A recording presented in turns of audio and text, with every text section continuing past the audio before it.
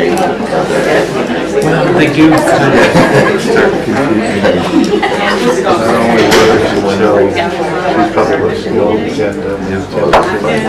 My goodness, it's a full house today.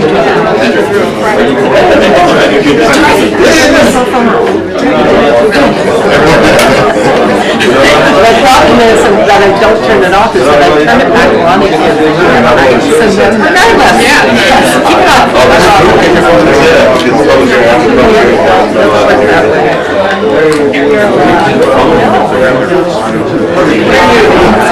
No, I should have to do it. Yes, and I'm Off completely. off completely.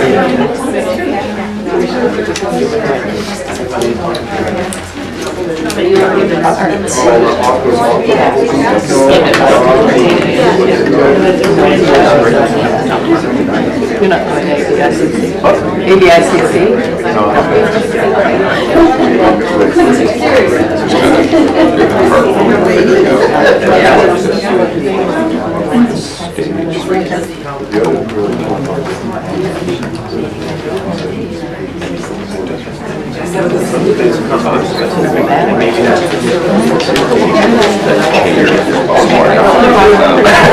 It's okay. It's not a big deal. Nobody's there. Okay.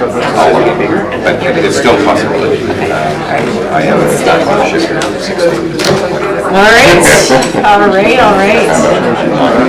Oh my goodness.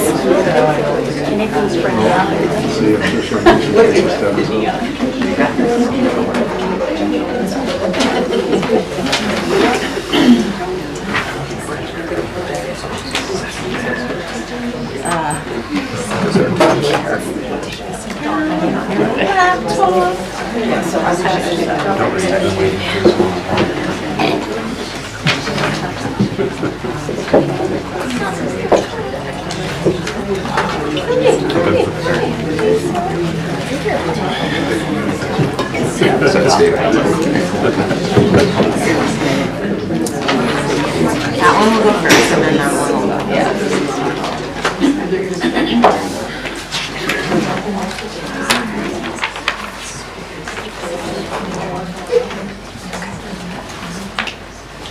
A hush fell over the crowd.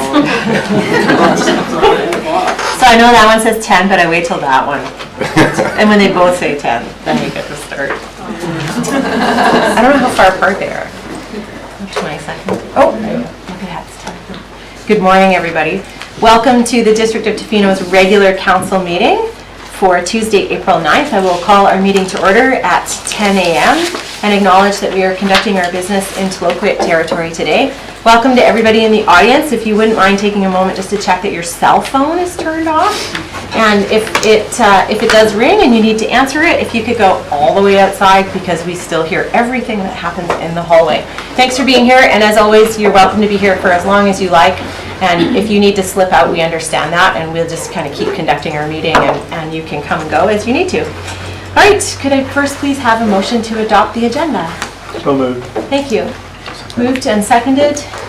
All in favor? Thank you. None opposed. Motion is carried. And we have some minutes from the regular council meeting that was held on March 26th for adoption. Move adoption?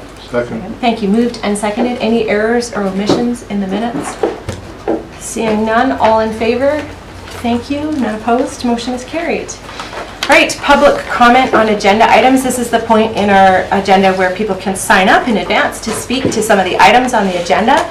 And I have 4 people to hear from, and the first is Nancy Cameron on item 8.4.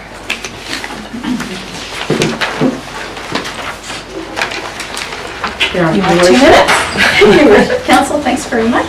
I just wanted to comment on the Feast of Tofino event and their application to utilize the Tonquin Trail for a new event. We're really grateful that we have some new event organizers coming into Tofino to take on this event, and we look at their application to utilize the Tonquin Trail as a chance to revitalize the event and give it a new persona and just a little bit more oomph and renewal. So we're excited about that, and we just wanted to lend our support to that item. Thank you very much, Nancy. All right, our second speaker is Naomi Bruce, who is here to speak to item 8.2, the Bert Demeria Memorial Park. Welcome, Naomi. You have 2 minutes. Thank you. So I live on Lincoln Road. I've been there for 10 years. I already wrote a letter to council with my thoughts on the park. This is just a brief addition to that. I'm really excited about the possibility of having access to locally grown food right across the street. I think it could be great for the neighborhood and especially for the children to learn about and engage in local food production. I wanted to mention that since we wrote our letters, my neighbor Samantha and I have talked to a number of other people in the neighborhood, and there's a lot of interest and excitement about the possibility. Obviously, people have questions and concerns. I know there'll be concerns especially regarding noise and traffic, but I think that any potential development to that land, including a playground, would bring additional people to the neighborhood, and that would be a concern to discuss in anything. I think there's so much benefit to be gained from having access to a local healthy food system right across the street, and I really encourage council to give the food initiative the opportunity to engage with the community, address concerns, and see if there's a way to move forward in a way that's a net benefit to the neighborhood. Thank you very much. Our next speaker is Sophie L'Homme, and there you are, here to speak about the Jazz Festival. Thanks, Sophie. Good morning, Council Member and Mayor Osborne. So as you all might know, I'm the director of the Tofino Youth Choir and the manager of the theater and the director of the Tofino Jazz Festival. And I'm here this morning to thank you so much for your support with the RMI grant. It means the world to me, and it's definitely helping me shape the second edition. And I want to tell you why the Jazz Fest is so important to me, especially the concert that will be happening, that I want to be hosting in the Village Green on June 22nd. So as you know, my mission over the last 4 years in Tofino has been to bring more culture, more art to this town, influence the community through it, and especially influence the youth through it. As a young kid, my parents would bring me to the Montreal Jazz Fest every summer, which has a lot of free concerts, free events in the street that are accessible to all, and it had a massive impact on me as a person, massive influence on my career, and also it gave me a really nice sense of belonging in my community. I had a place to be there, even though I was just a little kid. There was no fence. I could just access the concerts. So I want the youth in Tofino to have the same opportunity. I want this community to feel the same way as I felt. I want the elders to come out and feel like they're going back 60 years ago when jazz was at its prime time, and your support means the world to me. Thank you so much. Thank you, Sophie.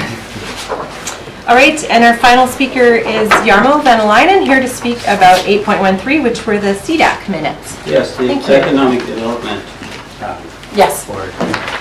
Mayor and Council, I once again want to say that, as you are fully aware, I've been more vocal lately, but I feel it's healthy in a democratic society to talk about things that are maybe not so comfortable. The Economic Development Committee comes to mind.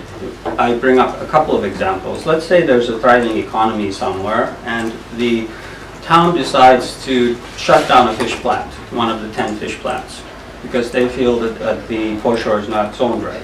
So they take out 10% of the economic activity of this industry in one shot. That's something that's happened, and the Economic Development Committee didn't make any comments.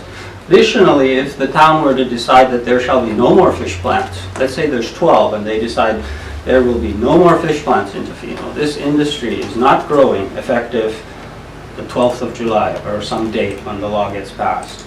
That would have a huge impact. In the case of our industries, our industry is short-term tourism. It has blossomed from tens of millions of dollars of economic activity to $250 million of economic activity in 4 years, approximately, as evidenced by the report that was wonderfully done by the Chamber.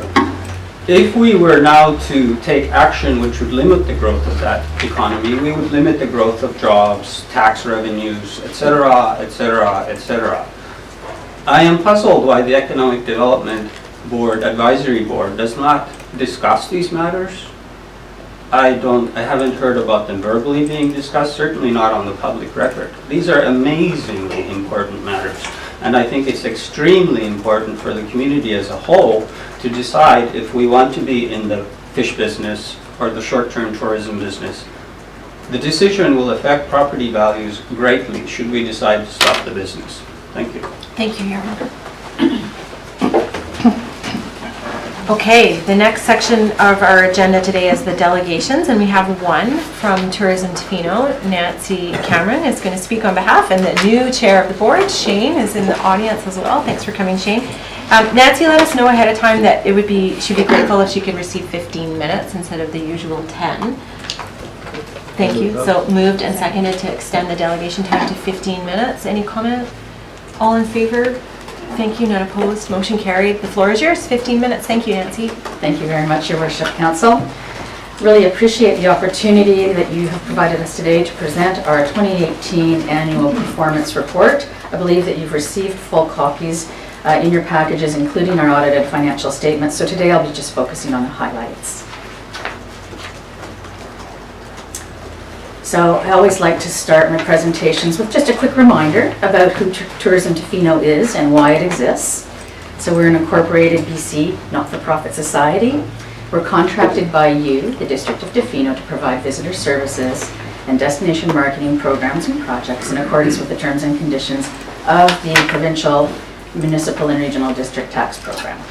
So thank you for providing us with that opportunity. We are governed by our members through an elected board of directors. We're accountable to our members and our funders. We're funded primarily from the MRDT, and we share our members with the Chamber. And our mission statement clearly answers the question, why does Tourism Tofino exist? So it's to generate customers for our members and in turn economic benefits for our community, while recognizing our responsibilities to residents, the environment, and our guests. In 2019, we have begun to activate this responsibility through our marketing by targeting potential visitors who have values that align with those of the community. So the travelers that we target and that we seek to inspire to come here are looking for a connection to place. They're travelers that don't litter and don't damage the natural environment. They treasure it as we do. So this shift in marketing, and it's a gradual shift, over time will help contribute to more responsible tourism, and it occurred as a result of an engagement process that we conducted between December 17th and April 2018 with residents, with members, with other stakeholders, with our board, and with our staff. And those sessions identified local values, concerns, and visions for the future. The next few slides will provide a summary of our financial information, both in our audited financial statement format as well as the format that's required within the MRDT annual performance report. They're slightly different. So as shown in our 2018 audited financial statements, our total operating revenue was $1.25 million. This does not include the 0.8% MRDT that's set aside for capital projects right now, the visitor center. Of our operating revenue, 90.5% came from the municipal and regional district tax, 3% from retail, 3.2% from provincial and federal grants, that's Jobs Canada, Destination BC money, and member and DVC advertising worked out to 3.3%. On the expense side, 38.9% of our budget was spent on advertising, promotion, and programs. 37.9% on wages and benefits, 15.2% in administration and overhead, 7% in professional fees, and 1% in retail. So this slide is the breakdown of expenses in the format required by Destination BC in the annual performance report. The differences being that the expense categories are by function and wages are included in each function. So using this format, we see that 47% of our budget was spent on marketing, 20% on administration, 19% on visitor services, so that's the operation of the visitor center and the kiosk, the seasonal kiosk in Chesterdan, 12% on destination and visitor experience management, and 2% on other, which is amortization. So in 2018, we invested heavily in new research in order that we have the data and facts needed for effective planning. Research is driving our decisions. We monitor hotel and short-term rental metrics, including average occupancy. We conducted consumer sentiment research to provide us with a better understanding of how we compete with other coastal communities from the consumer's perspective. And as I already mentioned, we undertook a robust resident engagement process to inform an initial visitor education program and our long-term values-based branding. We did a visitor intercept survey and an economic impact study. We also reached out to our members through our annual member survey to determine their satisfaction with our work and the investment of the MRDT funds, and to gather some feedback that helped guide us. The 2019 survey was completed the 2019 survey is in the works right now, and it'll be completed by the end of this month. So this research is available to you and to all of our members, and we've started to distribute it via our new industry news blog, as well as it will be on our website here in the near future. One of the most important pieces of data, and you've seen this chart before, but is the hotel resort occupancy rate. This is the most current version as it shows the full year of 2018. It's one of the most important pieces of data that we are able to glean from the industry. The blue line is 2014 occupancy and the red 2018 occupancy. So it gives us a clear indication of accommodation levels. You can see from the graph that over the last 5 years there's been fairly significant growth in the winter, spring, and fall seasons. And this has and continues to be a priority to our members for employee retention and overall business sustainability. So when we compare Tofino, the red line, to Vancouver Island, which is the light blue line, and the BC average, the dark blue line, you can see that Tofino's seasonality is more pronounced than the rest of Vancouver Island, and even more so again than overall BC averages. Tofino's July, August, and September occupancy is higher than both the Vancouver Island average and BC average, and it is the same in October, but then we drop off quickly.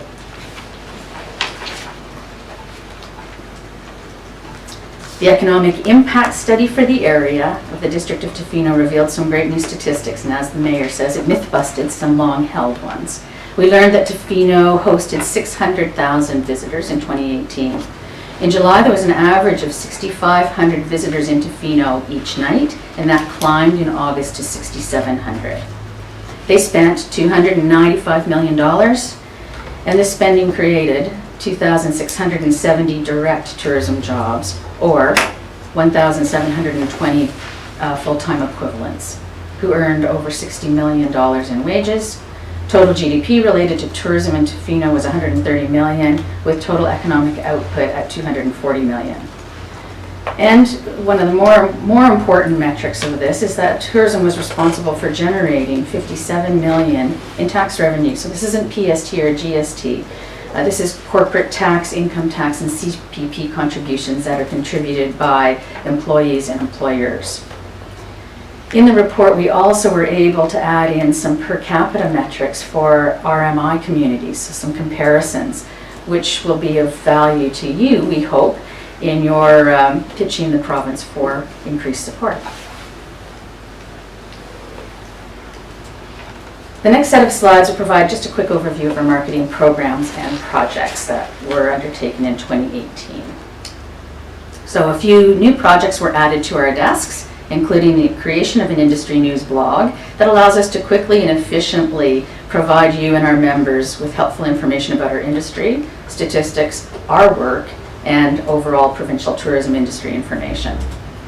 One outcome of the resident engagement process was the production and distribution of a visitor welcome brochure that educates visitors on how to be within Tofino. It gently relays the values and creates an expectation of our visitors to travel responsibly and with respect. And we started the construction of the new visitor center, which is an enormous project for us. It's going well. After we launched a new website in late 2017, we discovered some problems that resulted in our site being penalized by search engines. In 2018, we had 517,000 user sessions, which was down 15% over 2017. But we made the needed repairs throughout 2018, and the site is now performing well and making up for the lost ground. And social media was the mainstay of our promotional strategy. So we employed both organic and paid approaches to building and keeping activated audiences and Tofino brand ambassadors. Our audiences kept growing throughout 2018, and by the end of December, we had over 61,000 Instagram followers and 30,000 Facebook followers. The recruiting of paid guest bloggers to create Tofino stories and share them with their audiences was also started. And in September, we partnered with Tourism Tofino to promote the fall surf season using paid Instagram and Facebook. And 12,000 contest entries were received because of this contest, so it was very successful.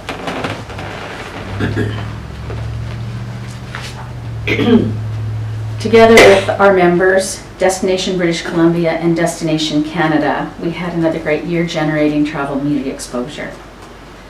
Collectively, we hosted 60 journalists who produced 76 articles that reached 76 million sets of eyes. And much of this coverage was focused on winter, spring, and fall travel. And supporting festivals and events continued to be a priority. With Tourism Tofino partner funding for the final stage of the Tofino event strategy, and marketing grants, and providing marketing grants to several of our events. We also advertise these events using paid AdWords, social media posts, electronic direct mail, and through our website calendar of events. The co-funding with the district for the RMI Festivals and Event Services Assistant position, SINVI, is really a very effective partnership for us, and it really continually demonstrates that Tofino is very event friendly, and working with the event organizers helps to ease their loads so that they can bring visitors here to experience Tofino and their events. And we're also very supportive of the new Arts, Culture and Heritage Plan, and we look forward to elevating Tofino's cultural identity through our work in the coming years ahead. Visitor experience programs inform, educate, and improve visitor safety. And we were involved in several of these, some of which we led, and some that we supported with distribution and amplification. Our programs included Every Drop of Water Counts, the ongoing water conservation program, shuttle bus promotion and signage, welcome brochures, a tips and regulations info sheet that was distributed to accommodations to distribute to their guests, and the sponsorship of the Tofino Ambassador program, of course. And we actively amplified and distributed information to members and visitors on CoSmart, wildlife safety, Surfrider programs, the Be a Better Beachgoer program, and the District of Tofino regulations.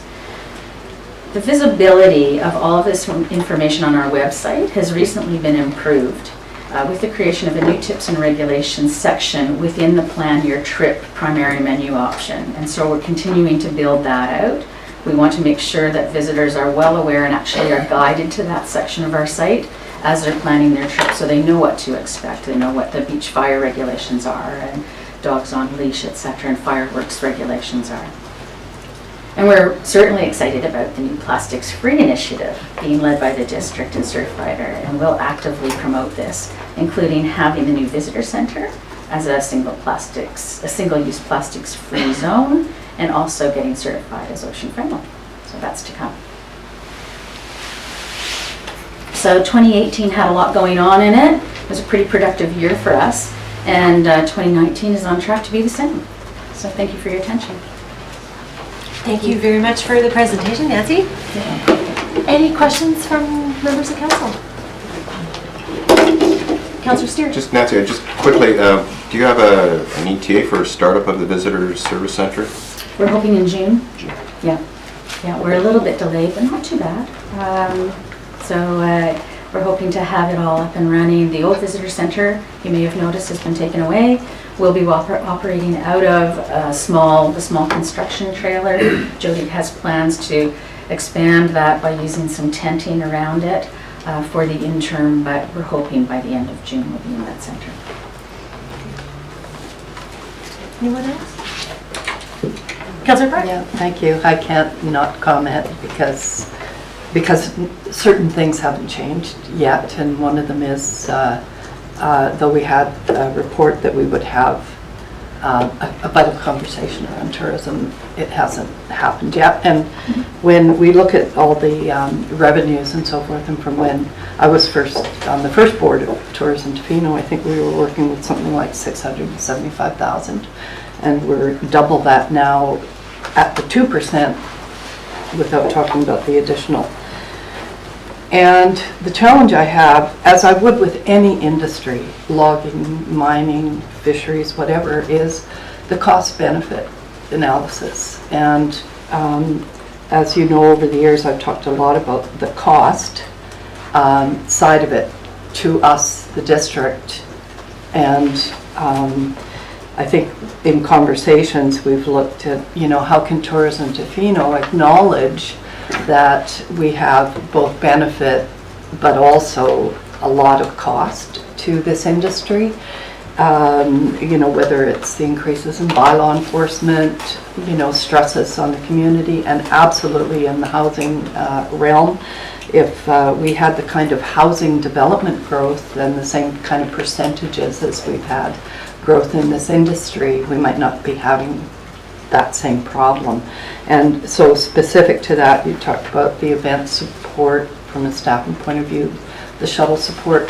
The shuttle support, as far as I understand, is a decal on the bus. And in my view, it is a marketing tool that ought to be under the umbrella of Tourism Tofino in a very substantial way. And I've expressed my disappointment before that was the extent to which the board and Tourism Tofino chose to participate in recognition of us trying to do the work to ease the burden in other areas. Now, to be clear, we've had a lot of benefit also from this industry and our beautification of the streets and so forth, add to the quality of life, the arts and culture supports, event supports and so forth. Just from my point of view, I'd like to see all of that be more robust, less than 49% in the marketing, when we have all these other elements dragging down the kind of aspect of celebration of this industry because we're feeling the stresses of it in our community. To that, I would say that, I've talked a bit about workforce standards, what happens for workforce standards, and I've looked at your mission statement and that it's for residents, the environment, and guests. And I just put the thought out that, and those who work in our industry would be a really good element to capture as part of the mission statement, because conversations do need to happen about how the people who are coming into our community, whether for seasonal work or year-round, are experiencing, what that offers them in terms of safety, quality of experience, and so forth. So I've said all this before. Sometimes I don't know for what purpose, but there we go. Yeah. Thank you, Your Worship. Certainly appreciate those comments, Councillor Barrett.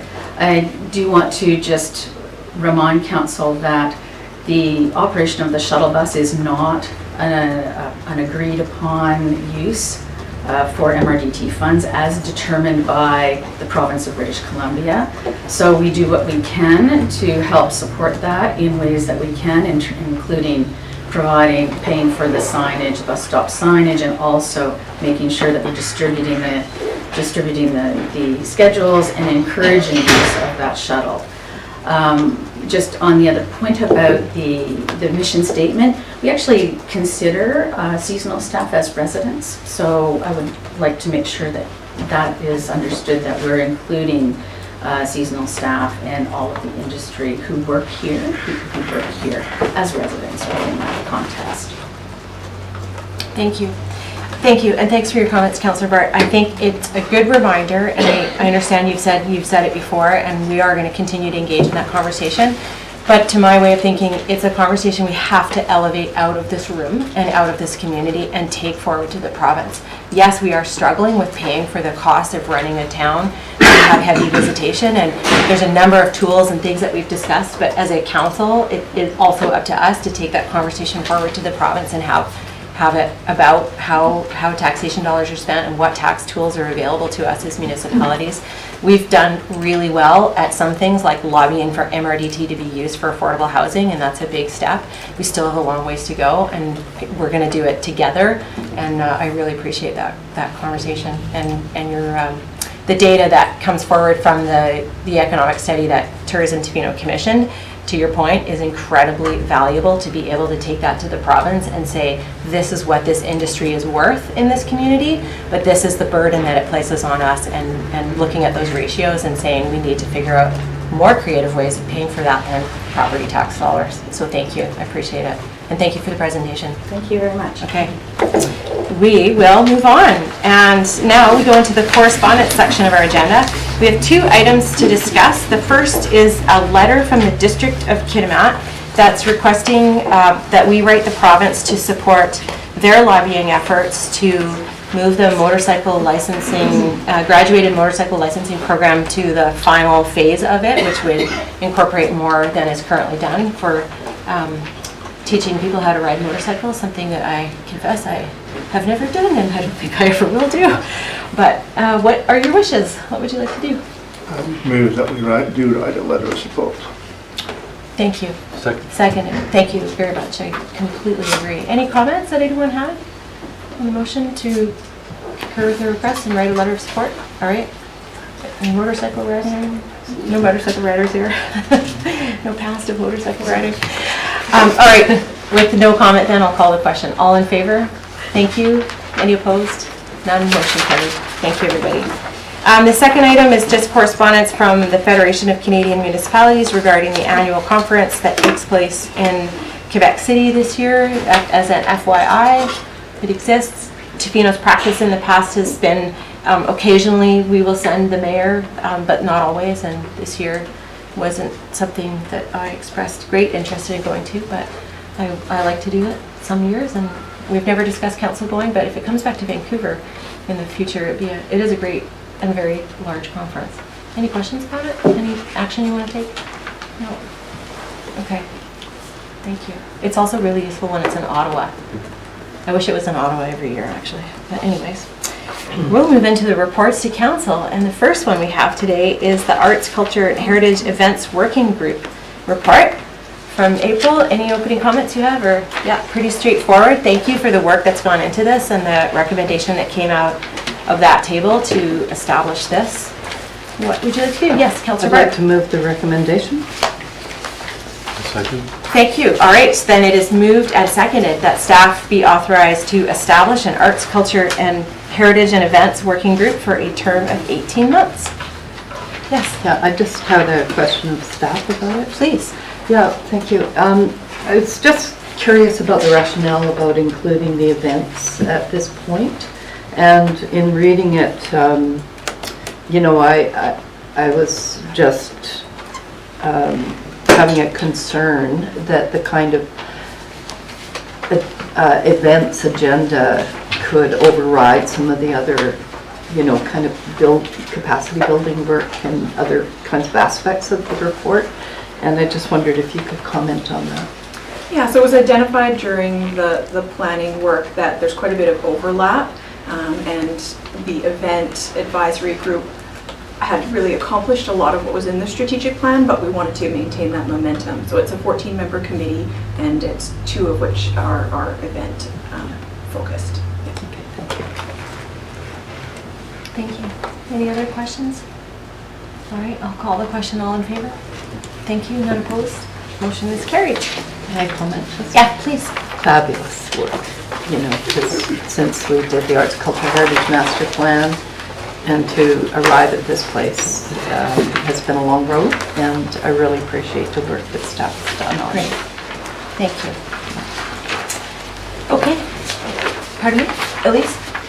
Your Worship, it wasn't included in the recommendation, but the ACHE working group does request a council liaison. It wouldn't be a council seat, Right. but a liaison to sit at the table and report back to council when appropriate.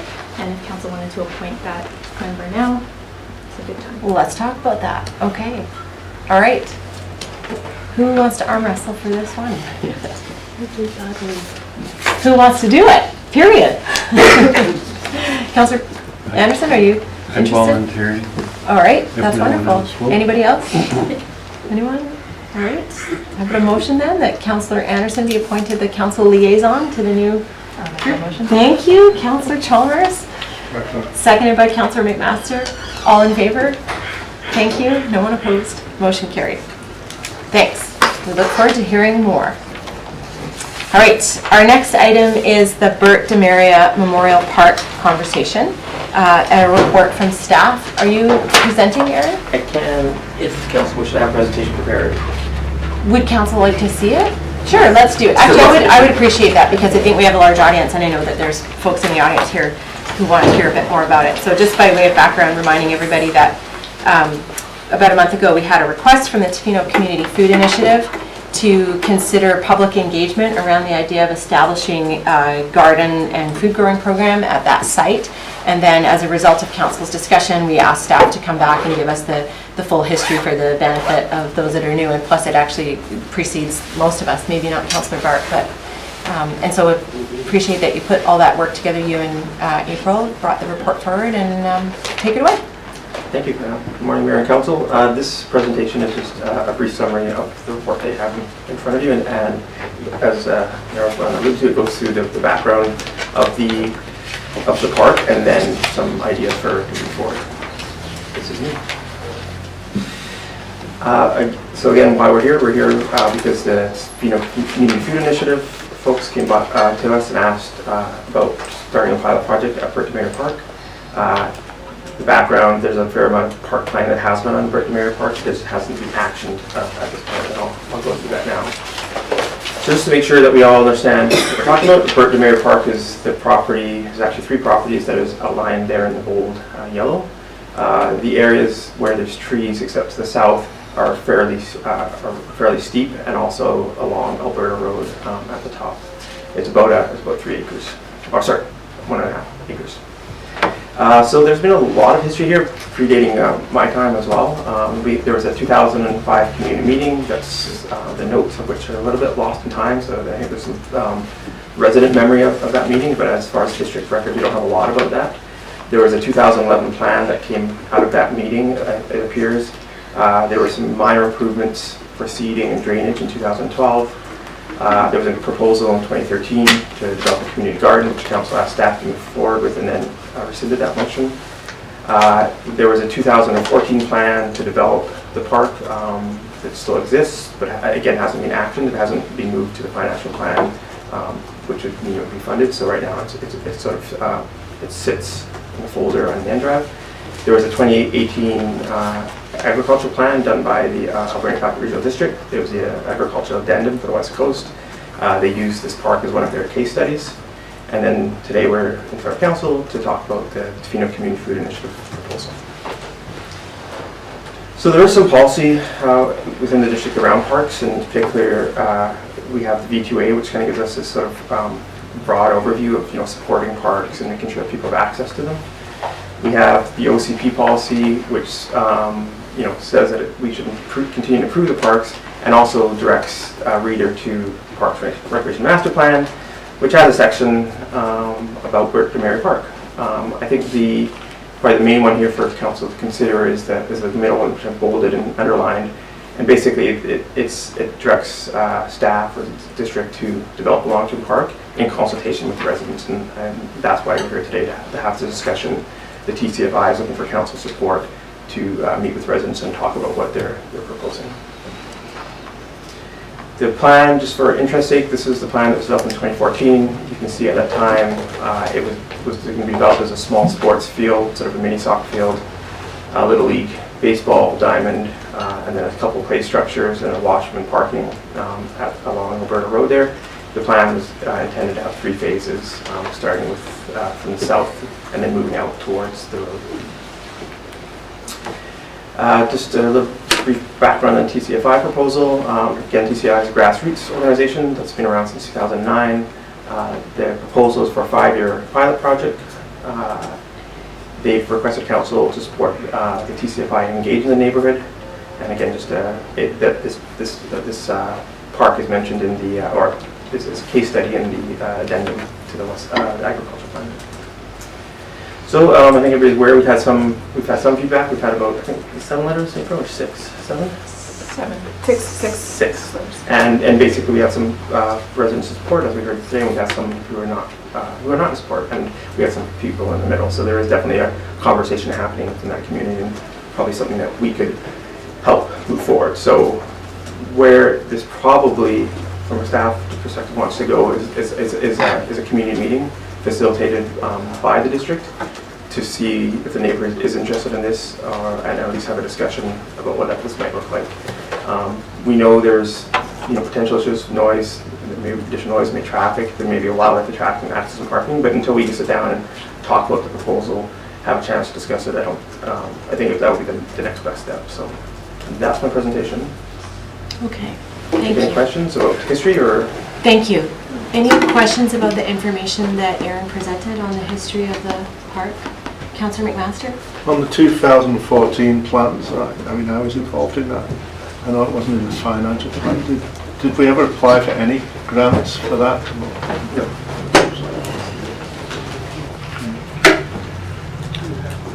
Any other questions? Yeah, Councillor Anderson? One of the questions I had and one of the things I was looking forward to in the report was sort of hearing more about how this site became kind of the only site identified, and I'm wondering, since it wasn't really identified in the planning process, that this use of community gardens be included in the Demeria Park.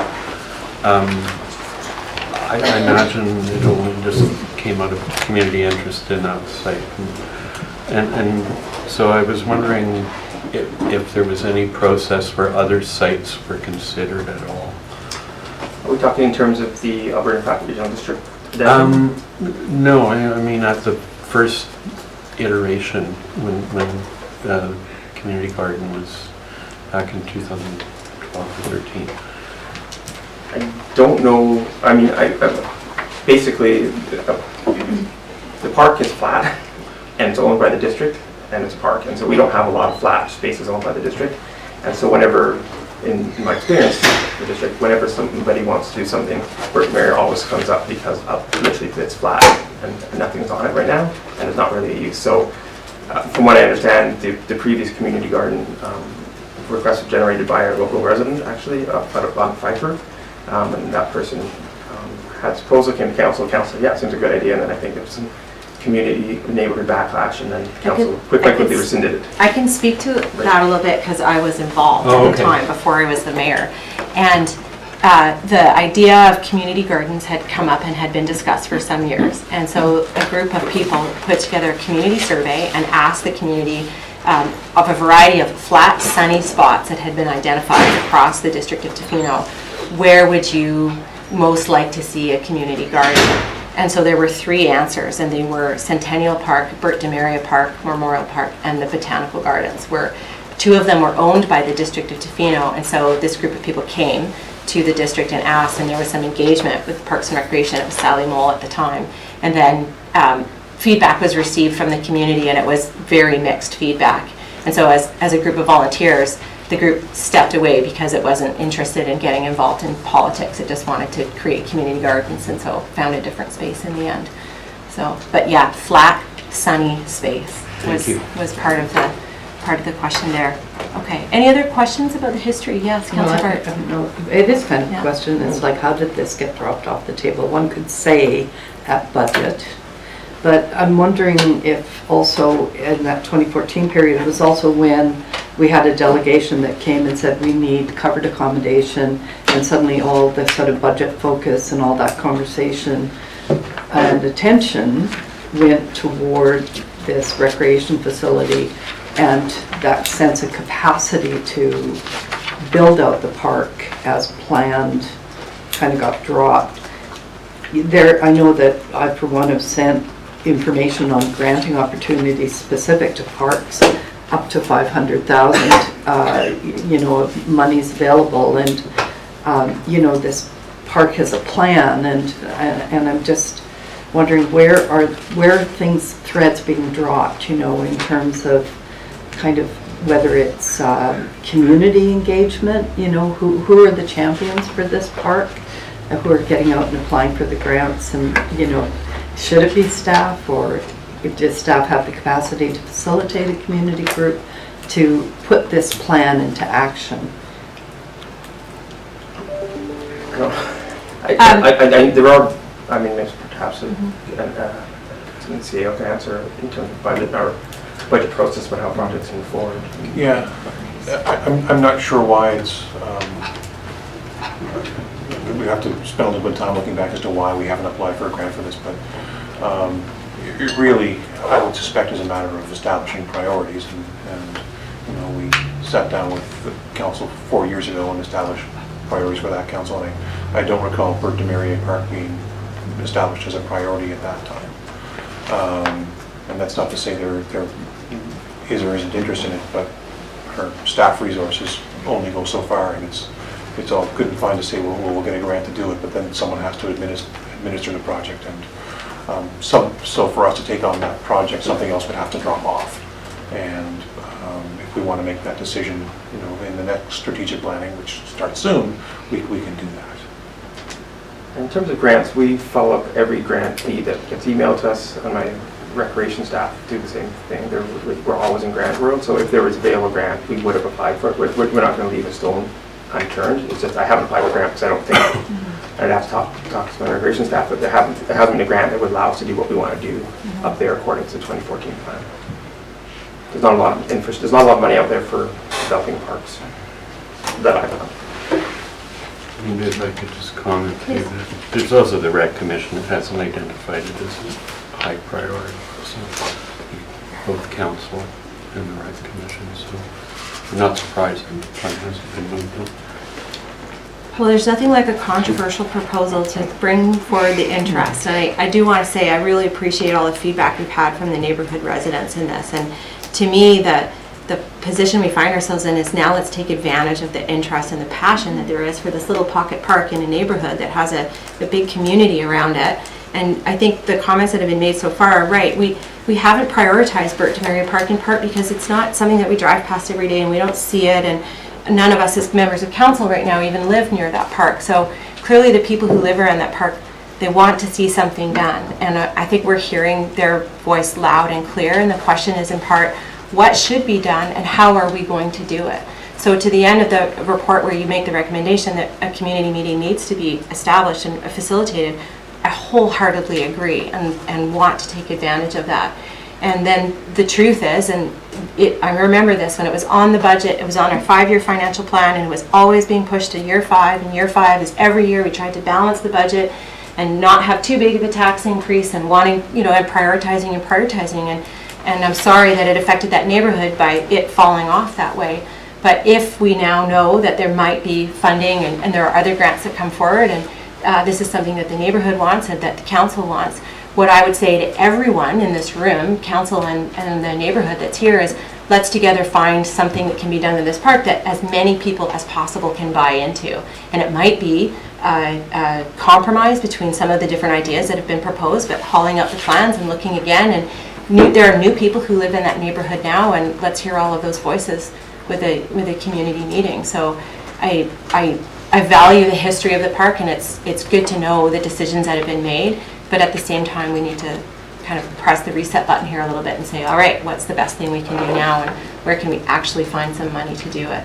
And that might be partly on council to see, when we're looking at the budget in the next 5 years, to say, all right, what money can we seed or leverage, and what opportunities lie out there to match it. And it might be a very staged process. Well, Yeah. and that's why it was designed to do it as we went in 3 phases, because it's at the time about $500,000 total. Right.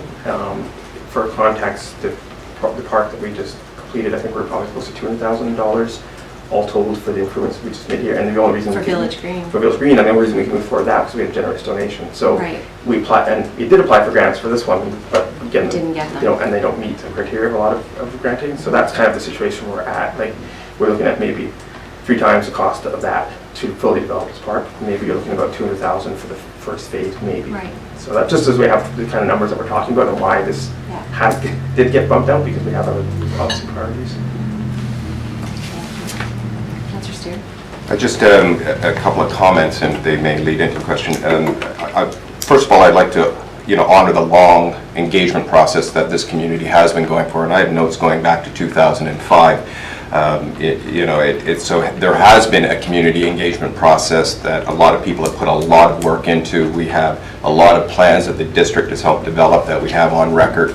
So this has been a fully engaged public process that have had comments and input from a lot of people over a long period of time. And I want that to be honored. And so that being said, we are at, quote, that reset button time where we are bringing this forward. You are talking about the community engagement process and that the district will take a lead on that because there needs to be a framework for that kind of conversation to be had. Who are the community and who are they going to talk to and how, what framework do we put that in? So I would say at this stage that is something that council would, well, I'll speak for myself, that I would like to see a framework that is acted upon in this situation and that the players that are brought in with the context that there has been a long engagement process from those community members and that those voices have been stated. And I've got reams of paper to prove that has happened. So just with that comment and to be heard. And then the one that goes back to 2005, and this might not, it could happen as we speak. One of the residents of that community, who happens to be the daughter of Bert Demeria, back in 2005 had asked for a renaming of the park to Demeria Park, and at the time it was stated that a resolution of council was needed to do that, and that's 14 years ago. I would be at this time, if council would be interested in engaging in that, to make that resolution to change the name to Demeria Park as opposed to the Bert Demeria Memorial Park. Not knowing the protocols for all of this, being a fairly new councillor, I would defer to my colleagues at the table for advice on how that might move forward, so that we actually have some action that has actually happened in the last 14 years on this file. Any other comments or questions? No, I'd support another community gathering. I'm hesitant in the fact is how many times we're going to do this without any action. And but I've got, we've got a shortage of land, so there's got to be some compromise in there somewhere. So I would hate to see all of the 2014 plan thrown out of the window. So, but I think there's got to be some, with limited land base, there's got to be a way of trying to satisfy everybody's needs. So I think we have to get together. But then as council, we have to try and make sure something happens. Because I don't believe in land just sitting fallow and nothing happening.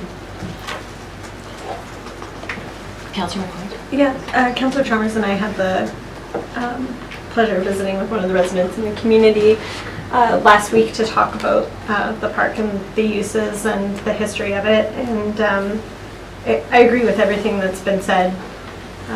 And I'm really grateful for the presentation and also the intimation towards a community gathering and Councillor Steer's recognition that there has to be some sort of structure or some sort of, I'm not sure what that is, but I'm happy to volunteer to be a council member that goes as that liaison to the park or to the members of the community. I don't, one of the things that I think that we need to be careful about that both Councillor Chalmers and I heard voiced in our meeting was that while we and the TCFI might look at that land as laying fallow and not in use, the people around it do watch it being used every day.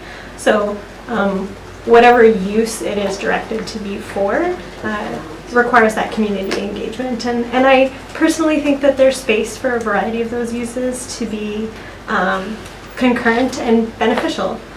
If Bert Demeria does need money or granting to be the park that the residents want it to be, the TCFI may be a great resource for that. So I think that community conversation definitely would be beneficial, and I'm happy to either facilitate or attend or liaise to council for that. Thank you. Well said. Jarmo. Oh, sorry. All right, I think we see where we're going. And I want to say to everybody here that, I think we're going to provide you with some direction in a moment, I think, to have that community meeting. And the community meeting is not only because whatever whatever is hoped for or planned for at that site needs to have the very strong support of the people who live in that neighborhood, because they're the people who see it, who feel it, but that also our staff will go to that meeting with a pretty realistic outlook of what is possible when it comes to funding. I want to just set expectations right now to say that I don't see another $500,000 landing on the municipal budget right now for the creation of the dream of everyone at the neighborhood park, and that's a really unfortunate reality. But if our staff is able to say, here are some possibilities and here's how maybe the rec commission can be involved, or maybe how the local community or neighborhood can be involved in fundraising, then I think we have the beginning of a really great conversation there. And again, it might not be an overnight project where we instantly see everything that we want to, but that we are able to accomplish a few things in stages and make it something that the neighborhood's really proud of and uses. And doesn't mind neighbors that don't live there coming and using too, maybe. I think that's the other reality for the community, is that when we look at our public spaces, those that are the most central and used by the most people get the most support by having tax dollars paid, but the farther away they get and more tucked into neighborhoods, the more they really do need the support of the right around neighbors, and that might be a little bit financially as well. So we'll see what happens. Okay, Councillor Bert, you want to make a motion? Thank you. Yeah, well, it's just a bit about shifting the framework, and I know that when these kinds of things come up, they land in a kind of process, a work plan for the staff and so forth, but I've had a few conversations over the years about, you know, where does the staff role kind of step back into kind of a resource liaison kind of role in support of a community initiative.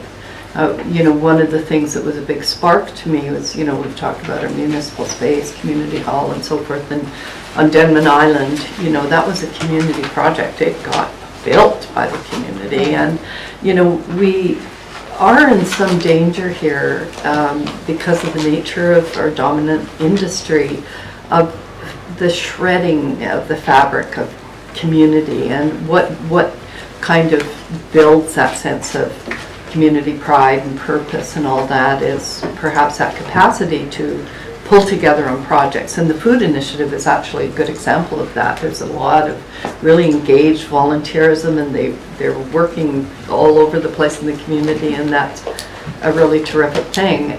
The Bert Demeria Park might be one of those opportunities too, and I just think in approaching, you know, this engagement, it's like, what can we take on as a district, or how can we help this neighborhood and our community to realize this park, given our reality, few resources. We're not going to add staff and so forth. The community clearly wants us to be frugal in our budgetary needs, but, you know, is this an opportunity to really see if there's a way to kind of animate that sort of energy? It's just a thought. Thank you. Someone want to make a motion? I'll move that staff liaise with the community and organise a community gathering to come up with some plans for the future for Bert Demeria Park.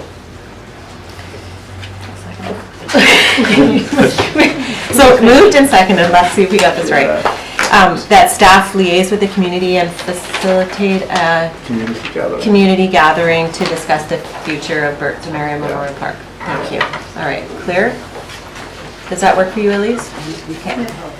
All right. All in favor? Thank you. Any opposed? None. Motion carried. Okay.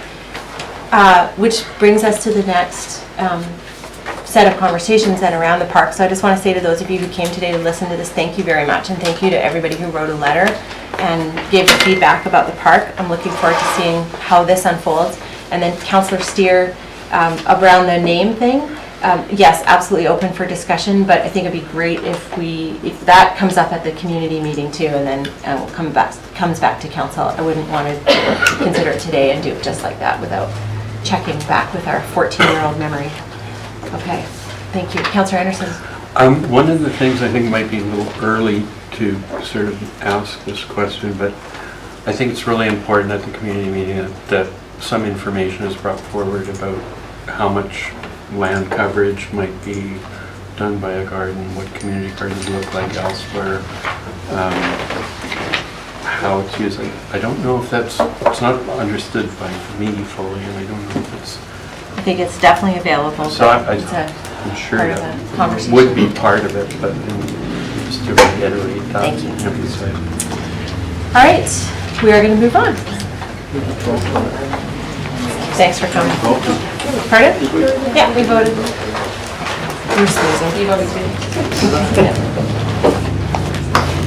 All right, so our next item is around charging station infrastructure for the new Tofino Visitor Center and the opportunity that has come up to cost share with the province of BC through their Clean BC initiative.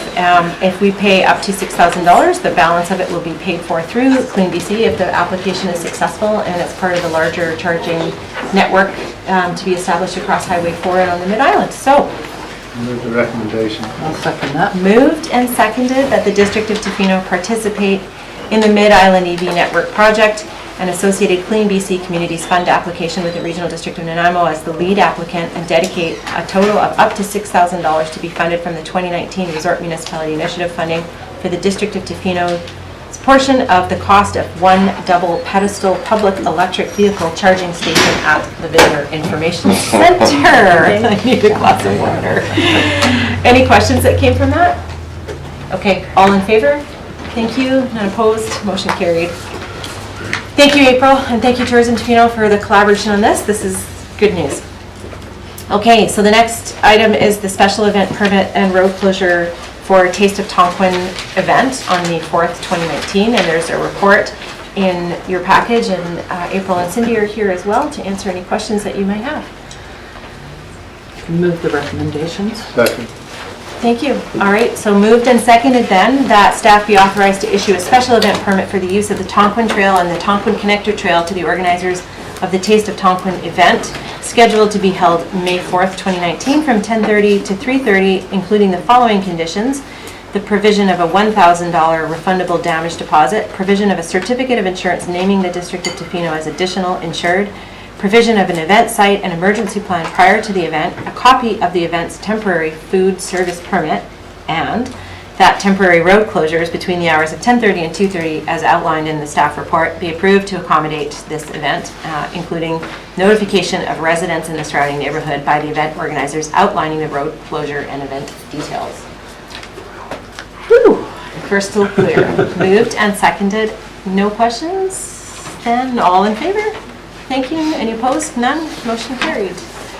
And our next item is a special event permit for the Jazz on the Village Green. I'll move the recommendation. Second. Do you want me to read it? Sure. I'll let you second it, yeah. The staff be authorized to issue a special events permit for the use of the Village Green to the organizers of the Jazz on the Village Green event scheduled to be held June 22nd, 2019 from 5 to 10 p.m. and include the following conditions: provisions of a $1,000 refundable damage deposit, provisions of a certificate of insurance naming the District of Tofino as additional insured, provisions of an event site and emergency plan prior to the event, a copy of the event's temporary food service permit. Thank you. So that has been moved and seconded. Any questions? All right, all in favor? Thank you, none opposed. Motion carried. Sophie's gone. Didn't even get to witness that. All right, the next item is a report from Engineering and Public Works regarding a lease agreement for CHMZ, CHIMS FM radio, and a lease up at Bars Mountain. I'll move the recommendation. I was going to read it. You can second and read it. Go for it. I'll second it and read it, that staff be authorized to enter into a lease agreement substantially in the form of a lease agreement attached as Appendix 1 to the report titled CHMZ FM Radio Lease Agreement 2018-2023, dated April 9th, 2019, between CHMZ FM Radio in the District of Tofino for a term of 5 years beginning August 7th, 2018. Thank you. Did anyone have any questions? I did. Councillor Steer. I just had one. There was in the report, in my reading, there was the $1,800 was in-kind services for that. I was just curious as to what that in-kind services consisted of. Sure. The $1,800 is basically airtime. So depending, it turns into there's 30-second slots. Public service announcements. I can't remember the number of hours that there is equivalent, but basically for announcements, special announcements that we wish to make, or construction reports or things like that, we could do that. Thank you. Thank you. Is that your question about? No? No, it was a question related to that. I wondered if it was possible to have that if you didn't use your full $1,800 in 1 year, if it could be carried over to the next year. Because I could see, so say, election year, there might be a big demand for airtime in terms of the district. Some years, maybe not so much. So that was what I would like to see. That can certainly be added into the agreement, that the balance will be carried forward from 1 year to the next. Okay, I'll take care of that in a second. Councillor McQuaid? I did actually have a similar question. Are these used for emergency announcements at all? Or is that part of our emergency? So it, like for an emergency event, for like a declared emergency event, for example? Right, like taking over the radio station basically to... That happens differently. Okay, that happens differently. It's not part of this agreement, okay. Yep. And Okay. there would have to be power so that we would have radio in that event too. Yes, understood, thank you. Councillor Bart? Yeah, just on that kind of comment about the carryover, often when there are carryovers, there's also a kind of drop dead point, you know, because you can't, it kind of can't have it so that you're just accumulating, and then it becomes an unrealistic burden on the provider to suddenly provide 5,000, you know, hours of time because we haven't used it. So the responsibilities work both ways. I don't know if it really makes a difference to do the carryover, but I think if in any discussion about that, we have to be mindful that, you know, there's the expectations have to be realistic. Yeah, well, I think you can even have a carryover where you just say 50% of the unused time carried over. I think there's ways and means of doing it. And if after 5 years we find we're not using that time, we may want to think of a different way of charging for it. Okay. Just sort of a straw poll, who is interested in that kind of amendment? Is that, because it's not, what I'm going to say is we're not going to craft this motion on the fly right now. It's not fair to the provider or to our staff. So in that case, because we have a motion on the floor, we'd either have to table it to the end of the meeting and maybe see if there's an opportunity for our staff to talk to the provider who's in the room today, or to postpone it and bring it back to the next meeting so that the agreement can be amended in a way that we can fairly consider, because there's a few different ideas that have been brought up. I think Councillor McQuaid? if we're kept apprised of where we are in our in-kind spending, we can use it in terms of advertising district events. Like we could use more of it if we're like, oh, we have this substantial amount at the end of the year. Let's ensure that we're using it for, you know, public engagement sessions, etc. More than perhaps we would. Then it would. So that's the kind of conversation I'd love for our staff to have with the Yeah, provider. I'm just saying that way we don't have to change anything today. Right. In terms of rolling it over. Yeah, thank you. So if you're not confident that the agreement as written is going to, accomplish the needs that you want, and we as a council want to see that change, then let's give the time and space that it needs to be made for that change. But if we also want to assume that our staff has done the best job possible thinking about this and come up with an agreement that works for us and for the provider, we could go forward with it again. But I hear that you brought it up, and that's why I'm kind of straw polling to see who on council is interested in ensuring that there's a carryover agreement for unused airtime. I'd like to see it just kept as simple as possible, and I think staff has brought that forward. I'd like to go forward with 'Cause the I- format of this. Okay. We could Sorry, Councillor. add any number of details. Well, I realise most of the council can't do maths, so that's fine. It's not our job to do math at this point on this agreement, but thanks for pointing out. We'll pull out our math grades from high school anytime. All right. In that case, we have a motion on the floor, and unless there's any other questions, I'm going to call the question. All right, all in favor of the motion? Thank you. Any opposed? Thank you. Motion is carried. Councilor McMaster opposed. Thanks, Ricardo. All right, our next item is the water utility bylaw amendment. And Ricardo's not sitting down because this is also his report, so. Did council have any questions about this and the fire flow versus meter size versus connection size and the house, relatively housekeeping amendment that's being requested by staff? Any questions? All right. I'll move the recommendations. Thank you. Moved and seconded that the District of Tofino Water Utility Amendment Bylaw 1231.01 2019 be read for a first, second, and third time. Any comment? All right, all in favor? Thank you. Any opposed? None. Motion carried.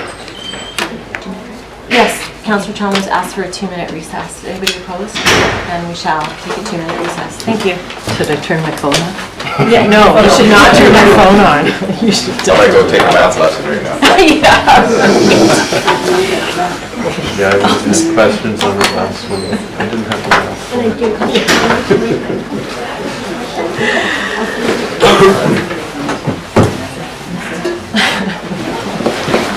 I'll have to bring my collection of math award certificates to show you, Duncan. I have a few. I'll give you a passport to transform. Yeah. I'm just glad there wasn't a matter to get this. There you go.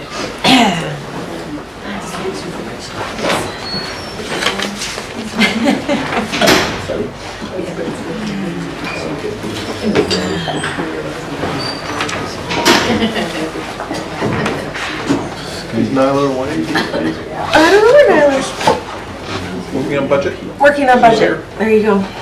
Sequestered.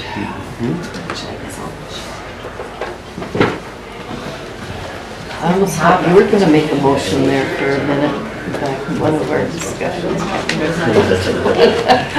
Yeah, there's times when I'm tempted. I didn't feel that way today. You haven't waded into the frame yet? Yeah. That's the best. Do you have a card for your phone? I don't have a card on me. I'll write down. Do you want my phone number? Yeah, that'd be great. What is it? 250-266-0065.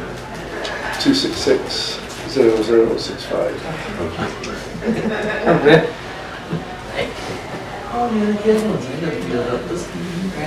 I think all our phone numbers are available on the district website. And there are business cards upstairs. So is my email. Okay.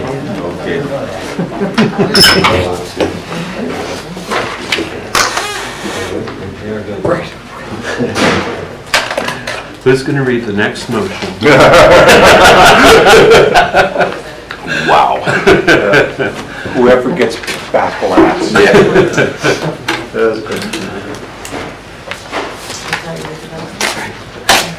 Maybe we should each take a sentence.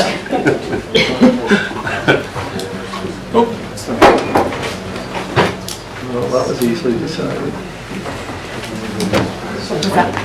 Yeah. We only knew who was going to read the next motion and see whoever gets back last. Oh, what? Oh my gosh. Yeah. Who did that? Jane figured it out? Lindsay, I take all the credit. What is this? The red dot? A little bit confused myself. Does it? Point to or is this thing on to start with? I know, it is. Oh, Bobby shouldn't put it on the bear like that. Oh, please. From the guy who's teaching the court.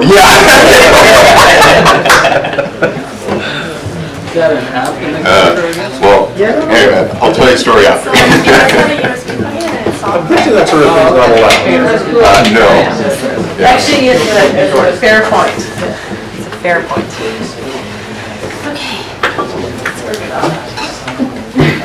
Okay. I'll take it here. That's so big. Yeah. Business and There was a call. I can share it. What happened to sharing it? Just come and rub it in. You guys get out, you gotta go. Oh, you're supposed to be. Oh, No. eating sugar all your time. You gotta go. Okay. You have to go. That's what we gotta do. Okay. Shame share. I totally shame shared. That is awesome. That was Julie Draper and Yeah. all that, yeah. Cousineau. Cousineau. Yeah. Okay, so the next matter before us is the zoning amendment application for 200 Campbell Street. This is a zoning amendment application that has been on the books for quite some time, and I recognize this is new for our newest members of council, and so Aaron is going to go through a little bit of the background and history of this to help us understand why we are at where we are at today, and we can ask him as many questions as we need to, and then deliberate amongst ourselves of what action we would like to take. Thank you. Take it away. Thanks, Mayor Osborne. This presentation, again, is reflective of my report. It's going to go through the background of the proposal. So it's not incredibly detailed, so any sort of detailed questions I'd be happy to answer after or during the presentation. So this is a rezoning application to zone property from R2, which is our duplex zoning, to a comprehensive development zone to allow for 10 units of commercial accommodation, and including 2 staff sleeping units or bedrooms. The location is at the end of Campbell Street, across from Duffin Cove. You can see they're highlighted in green and the big red arrow big black arrow pointing at it. There are some policies surrounding this property. There's the downtown core provisions in the OCP, and also the downtown Bylaw plan. And so a lot of that work about why this would be a permitted use at the time when it was zoned, when it was applied for in 2012, or in the early reports, but basically it met most of those conditions, or met those conditions. Again, we all know it's been a long history. We're going on 7 years now. The amendment today is relatively minor. There is a little bit of an error between the lot plan that the applicant was using and the actual survey plan, so that required a little bit of a tweak to site coverage. There's also some concerns around how we calculate our floor area ratio, so the idea that we count stairwells and elevators as part of the overall project. And then use, the applicant wanted to talk about use. It was always meant to be sort of a motel, hotel, resort type of use, but the applicant was also requesting to have some residential component to it, similar to this building where you could rent it, or live in it if you wanted to, or you could rent it. So that's the use change today. So from a planning point of view, not that different, whether it's a hotel or it's a VR or it's in the operating, sort of like more like that. The use doesn't change for us. The planning, it's commercial accommodation. Again, supported the downtown vitalization plan, and the application, again, just for clarity, was submitted before our housing first direction. This project has sort of gotten fits and starts over a number of years. I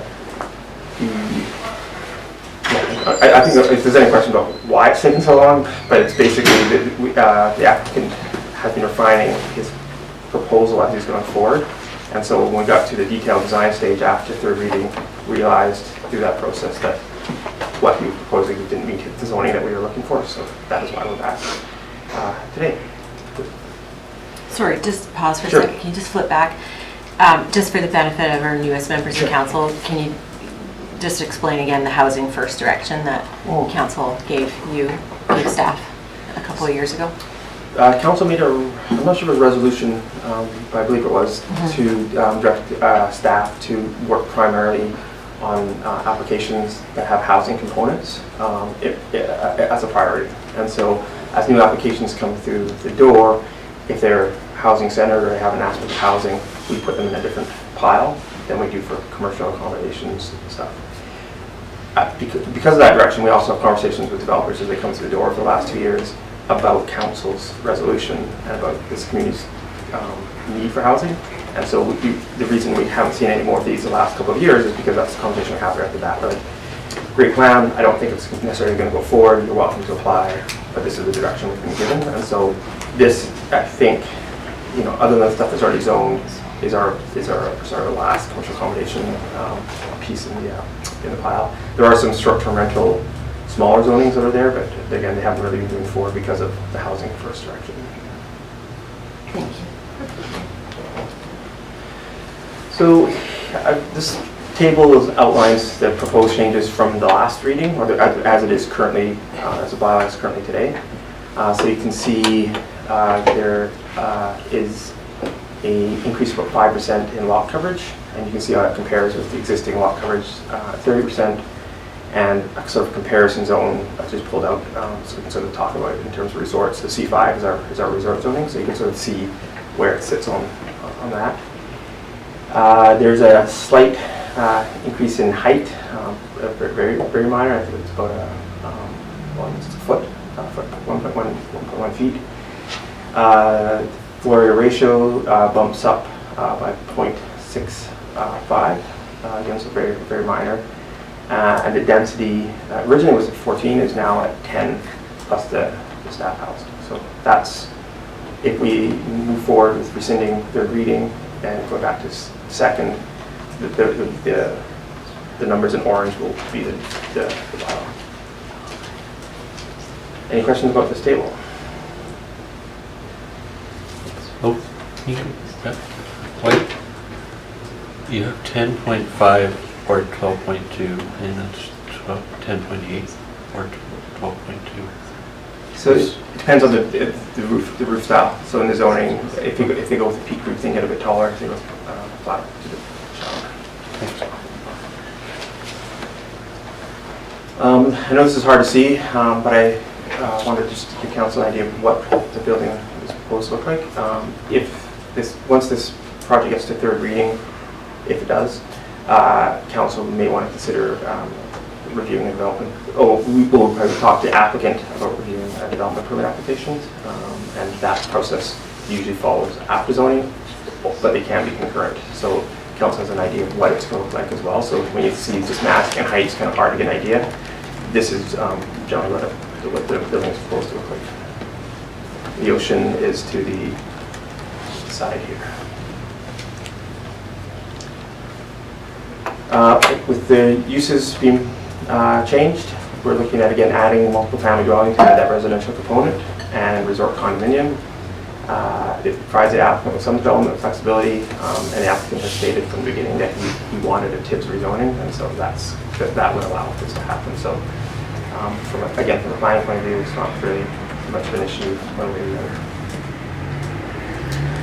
other. There's some housekeepings we made. Again, we've had to be sitting with this bylaw for a number of years. It's been changed a couple times, so we went through and reviewed the bylaw, removed the single family dwelling because of the staff housing component, but ensured there was going to be an office on site to greet guests. We removed, previously the applicant had owned a property across the street, and we worked in an agreement where the adjacent property could be the admin office. That has been removed, so they have to have an admin office on site.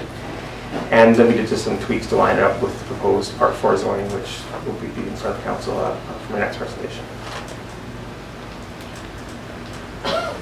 So if we were to move forward today, we'd be rescinding the third reading, rereading second, and then we'd have another public hearing. This will be our third or fourth public hearing, I think third maybe. And then potentially, if there was nothing, if we didn't hear back from the community at that meeting, we might do third reading at that same meeting or after. There's some outstanding requirements. We need to have, this work is all done, we just haven't put on title yet. So there's a vegetation covenant that will go on title to protect some of the trees along the foreshore. There's a requirement for the trees that we've identified to be included in our significant tree bylaw. That would be a staff giving council forward an amendment to our significant tree bylaw to include those trees. And then there would be a CAC that the district would receive for this. The CAC, we negotiated a waterfront walkway, which is in our community amenity policy, and $66,000 in cash. So that would go towards either housing or the indoor recreation facility, as per the guidelines. There was an archaeology report. It was completed, and no issues there.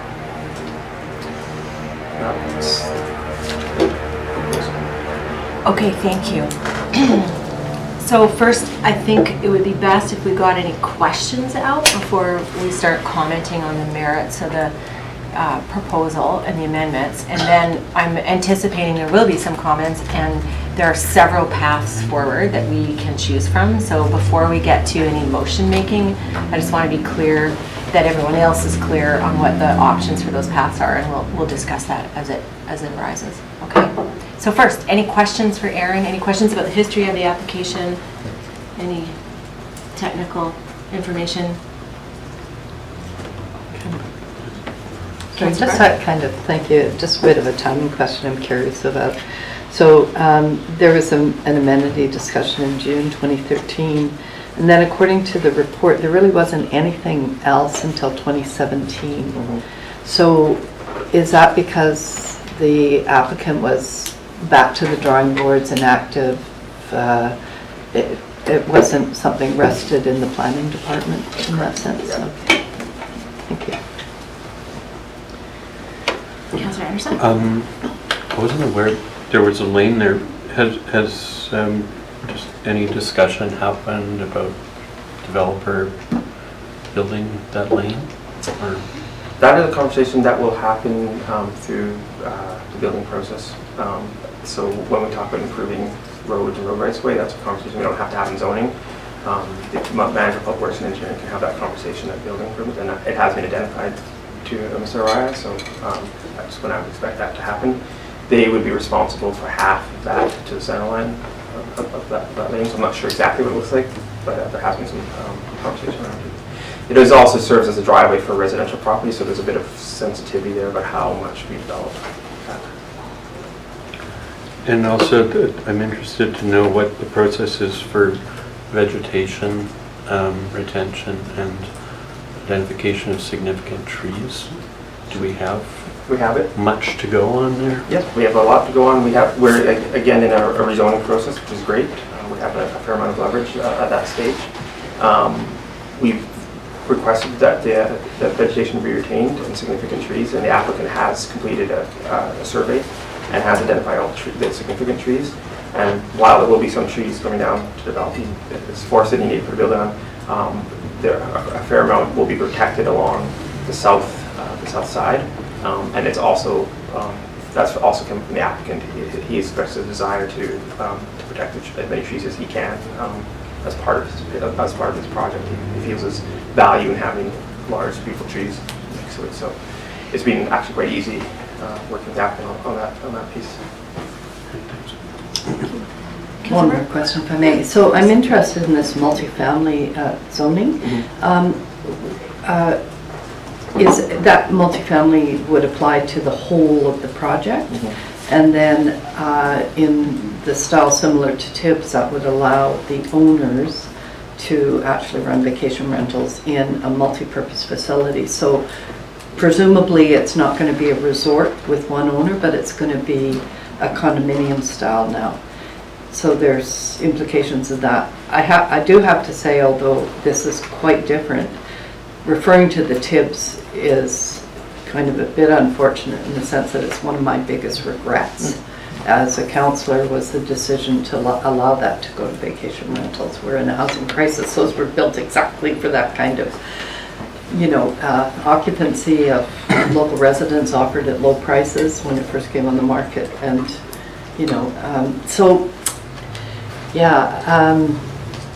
so there's no, it's right across the board that it's multifamily, but with this allowance for vacation rental usage. Yeah, and I just meant this book. It's not vacation rentals per se. It would be more akin to Cox Bay Beach Resort, which is again strata titled and then operated by the strata. They have their booking, so it feels like a hotel when you go there, or like a Black Rock. Okay. This would probably be something similar to that. I see. Yeah. People chose to live there, they couldn't. And the reason we added was because if someone decided they wanted to live there, we said you can't. It just felt kind of be a strange conversation to have. So the way the zoning is written as proposed would permit a strata hotel or a Tibbs-like situation? It's basically, from what I understand, the property will be strata titled, so each unit will be individual, and whether the owner chooses to live in it or choosing to put into the rental pool. But isn't Fred Tibbs strata titled too? Yes. It's just that each individual owner undertakes their own rentals Yeah. through temporary accommodation, right? Exactly. Okay. But there's no book, it's the same with Fred Tibbs, again, Yeah. this is one of the ones we added an amendment to, so it's not the same zoning. Right. And the other thing with Tibbs, it doesn't have an office to book in, so it's not a pool. Right. The idea of this is it's gonna look, I'm assuming it's gonna look like a hotel and act like a hotel. How the ownership is decided upon, or who decides how they wanna do it is open for the market. Okay. Thanks for that clarification. That was my question as well. All right. Okay. One more. Am I correct that it's going from 14 units to 10 plus 1? Like it's actually reducing the density a bit, this iteration? Yeah, we actually, that was the previous change, we reduced it, so that's maintaining. I believe, I'd have to double check, but I believe we dropped it to 10, up to 10 the last time we did this going on. The density is unchanged. We'll have a seat. I'm sure we'll still have a few questions for you as we go along. Okay, so what I think would be great now is if we could hear from members of council, general thoughts, inclinations, directions you've been considering as you came towards today's meeting, and we'll just work through them as we need to.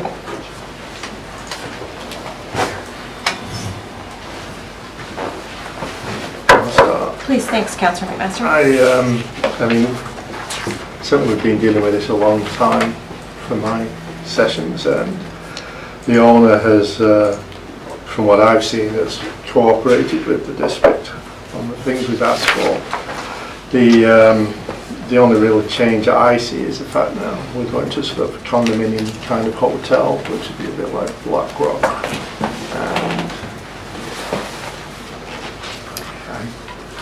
And I think there's room for something like that in Tofino. So I don't really see a lot of objections. The increase in height, I don't see as adding more accommodation or anything like that. So it's not adding an extra floor, and it's only about 2 feet. So I'm inclined to support this. Thank you. Just before we switch to somebody else, a question I just thought of too. If at that number of units, if it's a strata titled hotel, it doesn't trigger the Assessment Act in being like a strata accommodation property where there's a split classification for residential and commercial. Would this be classified commercial or residential? From what I understand with BC assessment, and I wish Ms. Etienne was here to help me with this, because she's sort of our expert on assessment. From what I understand, assessment bases it off actual use. So we had a challenge a number of years ago at Cox Bay where someone wanted to live in their that went to the assessment office. I live here. I don't want to be charged as a hotel. I'm not sure what the outcome of that was, but that's how I understand the process. So I'm not sure. Right. Yeah, I believe this would have potential for split class. So these kinds of strata hotels, government 12 years ago allowed. Right. Commercial properties basically to pay residential taxes. Unless there's, but isn't it if there's fewer than 19 units or fewer than 20 units? So it escapes it entirely. Yeah, and I have a huge problem with that. I'm just going to say it right now. Okay, thanks. All right. Councillor Chalmers. So I've thought about this a lot, and I've kind of struggled with it at first, looking at all the potential zoning out there, looking at the campground and all the undeveloped zoning, bringing something to now make it commercially, vacation rental. However, looking back at how long it's been in the history and how the applicant has like worked with us, and to say we gave you this, 10 years ago we said this, and now we're saying we don't really want any more vacation rentals is kind of unfair, and they've worked really well. So, and I really like the tips idea. It's interesting to know that you regret that, and was kind of coming around to that. I'm a little hesitant now that I think of the Cox Bay, just because I feel like it's less welcoming to families. It's more hotel. Do you really want to live there if you're in a hotel? So I kind of have to think that. But I was kind of leaning towards supporting it. Just have to think about it a bit more. So I'm curious to see what everybody else says. Thank you. Councillor Stewart? I just comment on the historical nature of this project. Obviously, the length of time is significant in the fact that the previous councils have been dealing with this issue. So as new councillors coming to light and coming to speed, somewhat shapes my thinking. I do have issues, obviously, with the commercial and residential usages of properties, vacant properties at this stage of our development. That being said, that historical context does play into my thinking. I am inclined to support this, by the way, and what helped push that a bit was, to be honest, and I don't know enough about the taxation, but the strata component, where that potential for residents to live there certainly helped shape my decision. So I'll reiterate that I do support at this stage, with the caveat being that I am concerned about the residential component of Tofino that is forefront. And I would also just like a quick comment on the ability of the applicant to work with staff in terms of those significant tree issues, which has come forward to council in my short time here many times already. So I'll pass that on. Thank you. Councillor McQuaid? I have to say, reading this over, it made me a little bit nervous. I tend to do, when I tend to look at these, I tend to look at them from a beds perspective. And when I think of it being zoned for 2 residential houses, both of which will probably never be affordable to local residents, that's 0 beds. When I look at it rezoned with staff housing, it's some beds. When I hear that it doesn't apply for split class, it makes me nervous. And I am not inclined to support this. I have to say, while I do understand that there has been great work with our planning department, etc. Unfortunately, times do change, and the needs of the town do change. And generally, the idea that we're adding tourist accommodations on the basis of the fact that it could have multifamily doesn't mean that that's what's going to happen. And as Councillor Chalmers said, like that type of tenor, like Cox Bay or Tibbs, doesn't invite multifamily living to me. And even if that is a possibility, the idea that you would live amongst perhaps 0 neighbors is not the climate that I think that we're trying to foster as a council and as a community. So I have to say I'm not inclined to support this. Thank you. Councillor Anderson? Yeah, a couple of concerns that I have are the increased maximum lot coverage, and I suppose I think I read in the report that some of the setbacks would be reduced as well. And I just remember, I believe that some of the setbacks were of particular concern to neighbors the last time we had a look at this. Having said that, I'm inclined to take it to the next step and sort of hear it out at public hearing. That it is a little bit difficult, as Councillor McQuaid pointed out. Times have changed since this has started, and the mood of the community has changed considerably towards adding more tourist accommodation.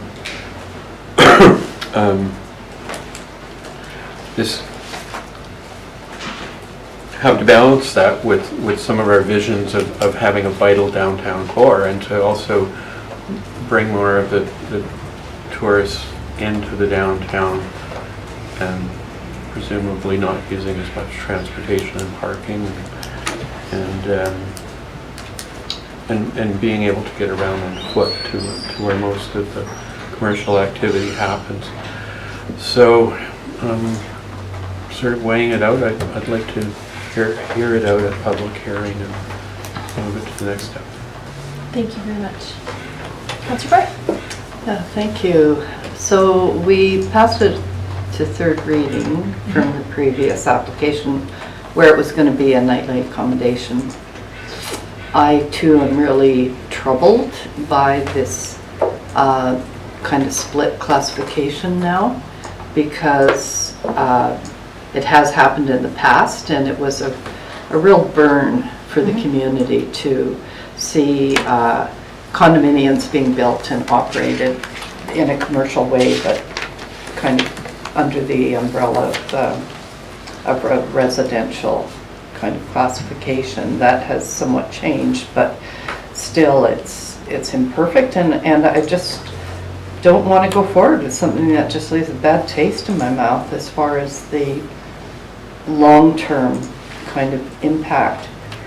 You know, looking at this multifamily use, it would be just ideal if we were getting on that tight piece of property just 10 fantastic units of housing.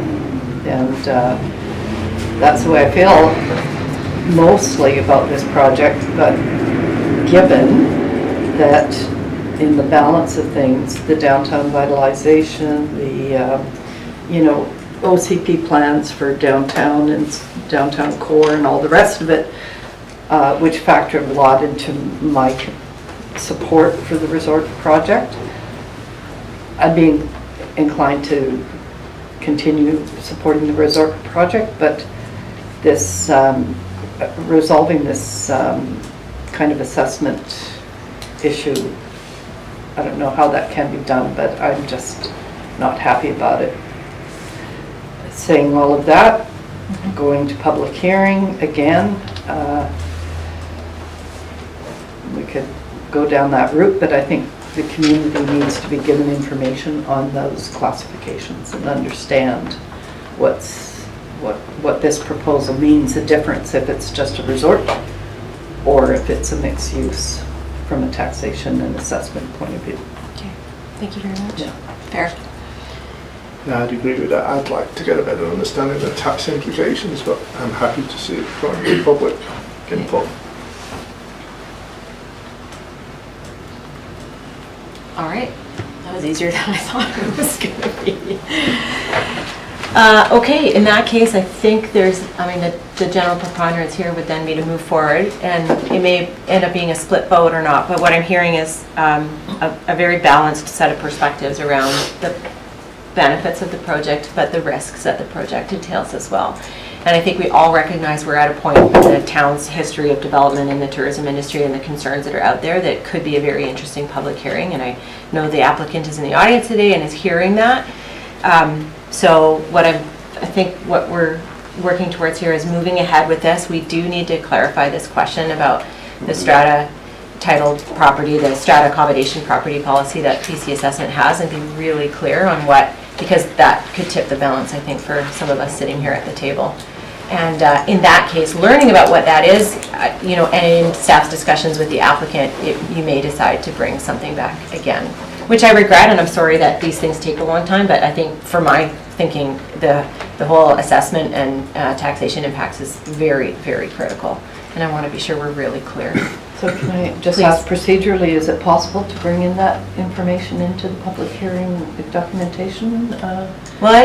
Yeah, it's a good question. I'd look to staff, like, what's the best way forward? To go forward and go to public hearing and get this worked out, or to just not do anything today and bring this back after you've had a chance to clarify that? The cleanest thing would be to bring it back in 3 weeks with that information the council has asked for. Let's do that. I mean, it is possible to get a memo to council and make that part of the record that people would have in come to the public hearing. Not quite as clean in that it doesn't provide the opportunity for council to ask questions about the information. Okay. Well, we want to do it as cleanly as possible.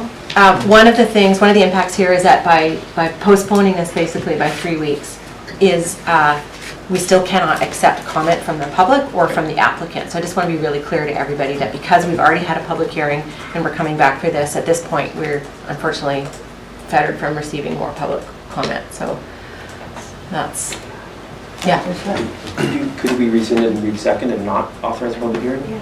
Or there's no date on the public hearing, so it doesn't have to happen next meeting. Okay. No, Bob.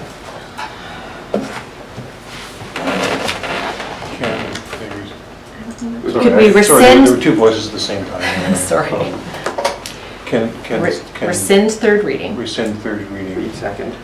And give it a new second. New second. It's open for comment.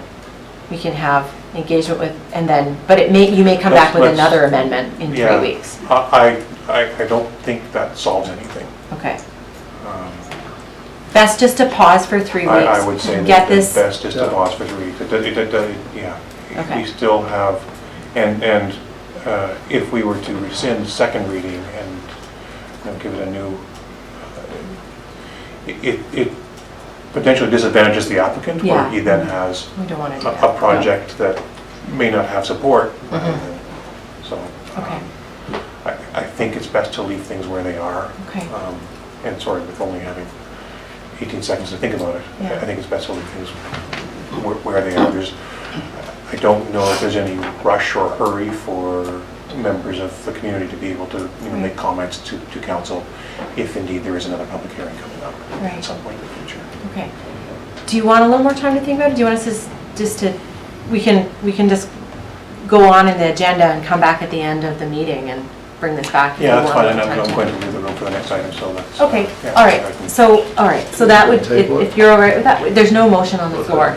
So we'll just, this agenda item, we're gonna, Elise, do we need to do a procedural thing here? It can be tabled and then taken from the table at the end of the Okay. meeting. So- So I think there's even a section in the agenda where we would do that. For tabled items? Unfinished business. Oh, we haven't really done this before. Yeah. Fun. So it can be Something taken new. up at unfinished. All right, let's do that. I'll move. Okay. I'll Move to that table the anyway. item. Thank you. Moved and seconded. All in favor? Thank you. Motion carried. All right. In that case, we are going to move to Part 4 zoning amendments.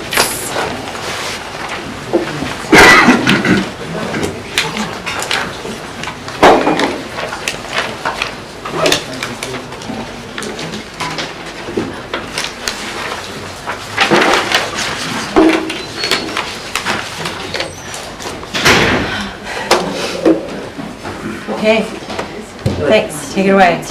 The golden oldie radio station. The golden oldie. Best It thing for is the like past. the golden oldies a little bit, isn't it?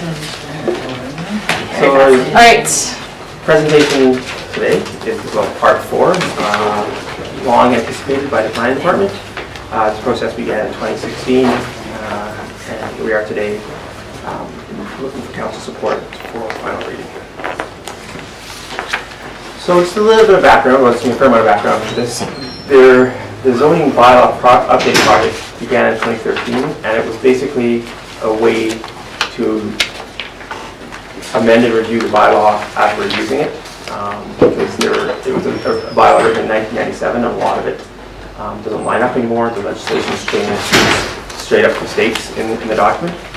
And so we started with parking regulations, went through signage, which is a separate bylaw, amenity policy, marine zoning, commercial accommodation report, and then before she left, Dan Hawkins completed the consolidation of the bylaws. So now it's accurate up to 2018.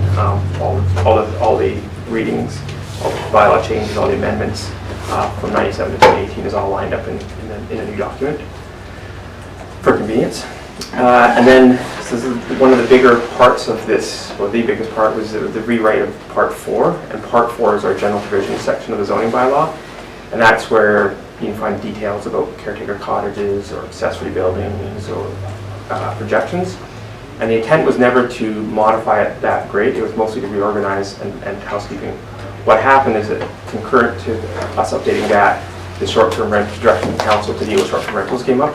And so the short-term rental provisions were updated and not changed significantly in intent, but just in clarity and to ensure that as we move forward with enforcement actions that we can rely on our bylaw to support us if we had to in court. So that's kind of the Coles notes of where we are. The following Part 4 and following the OCP, we will be rewriting the zoning bylaw from scratch. So we'll take the new OCP and look at a whole new zoning bylaw, which will be a very significant project and the one that probably will have the most community input that I've seen in the last 10 years, because we will be altering zones to match up with the OCP.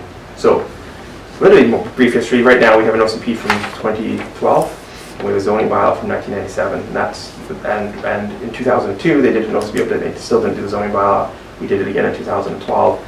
And here we are again in 2019 to have an OCP update, and so you can't make the desires of the community, the plan can't come to fruition without the zoning being in place, which is why with council you'll see a lot of comprehensive development zones. We have to create zones based on the OCP rather than pull a zone out of the bylaw currently. So that's going to be a big project, but we have to get to the OCP first. So again, as I say, the latest update to the zoning bylaw, the range of amendments, housekeeping, legislative updates, some land use shifts, and anything we do has to be in line up with the OCP.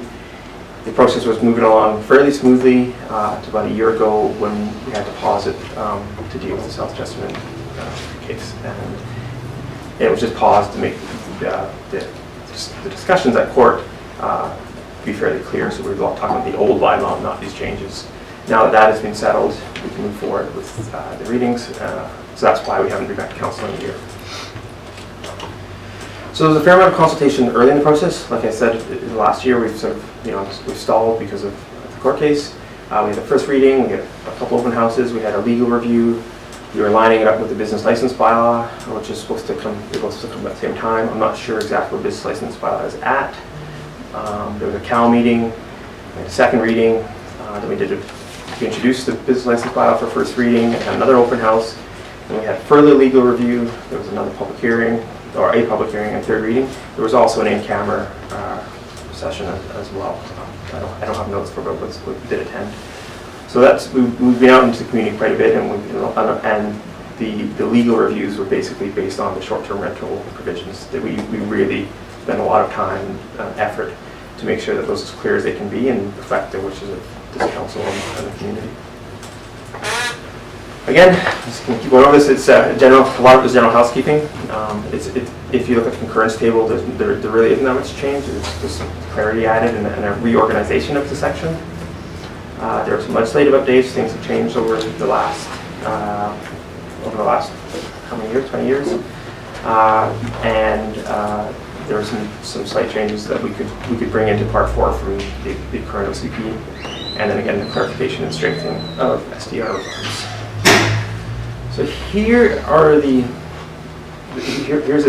changes. There were some tweaks, as I said, like spelling mistakes and putting ands and things like that.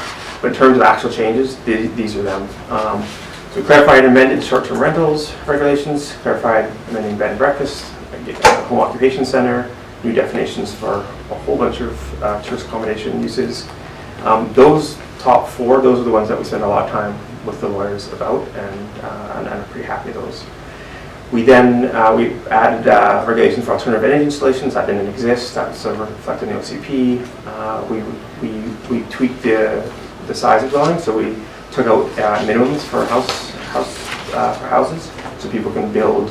We were basically in some zones in the RA1 in particular, we were forcing people who wanted to build small homes to build 750 square foot homes because of the way our bylaw read, they had to build a principal dwelling first, because the principal dwelling could be smaller than 750, and so we just tweaked and said, build a house size that you need for your needs, and there are still some maximums in the caretaker cottage and the small family dwelling, but all the minimums have been removed. Fence regulations, it wasn't very clear in the previous bylaw. Deck and projections, we just updated the language. We actually added the word deck. Deck wasn't in there as a projection. It was like arbor and trellis and stuff like no deck, so we added deck. Minimum house width sort of matches up with the size of dwellings. We don't really need to be in people's faces about that. Kitchens, we limit the number of kitchens to sort of try to get away from sort of the hotel SDR.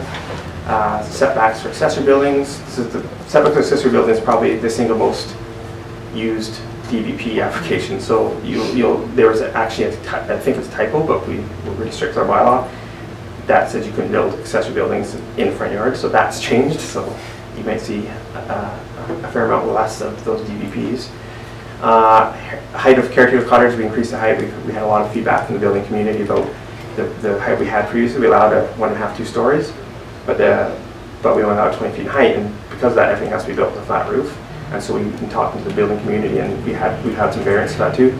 We increased the height so that people could develop the same amount of space underneath it, but change the peak of the roof as they want. General provisions, we just redid all that, and then a lot of revisions to align the changes with the existing zoning bylaw. So just a lot of administrative, making sure that if a section's referenced here, it's properly referenced in other parts of the bylaw. So a lot of that, that was also reviewed by the lawyers. So those are the changes. I'll go into some of the, what I've heard at council and through the community, a lot has almost nothing to do with the majority of the work we've done, and all to do with the short-term rental regulations, which again, haven't been changed in intent, they've just been clarified and strengthened with a couple of exceptions.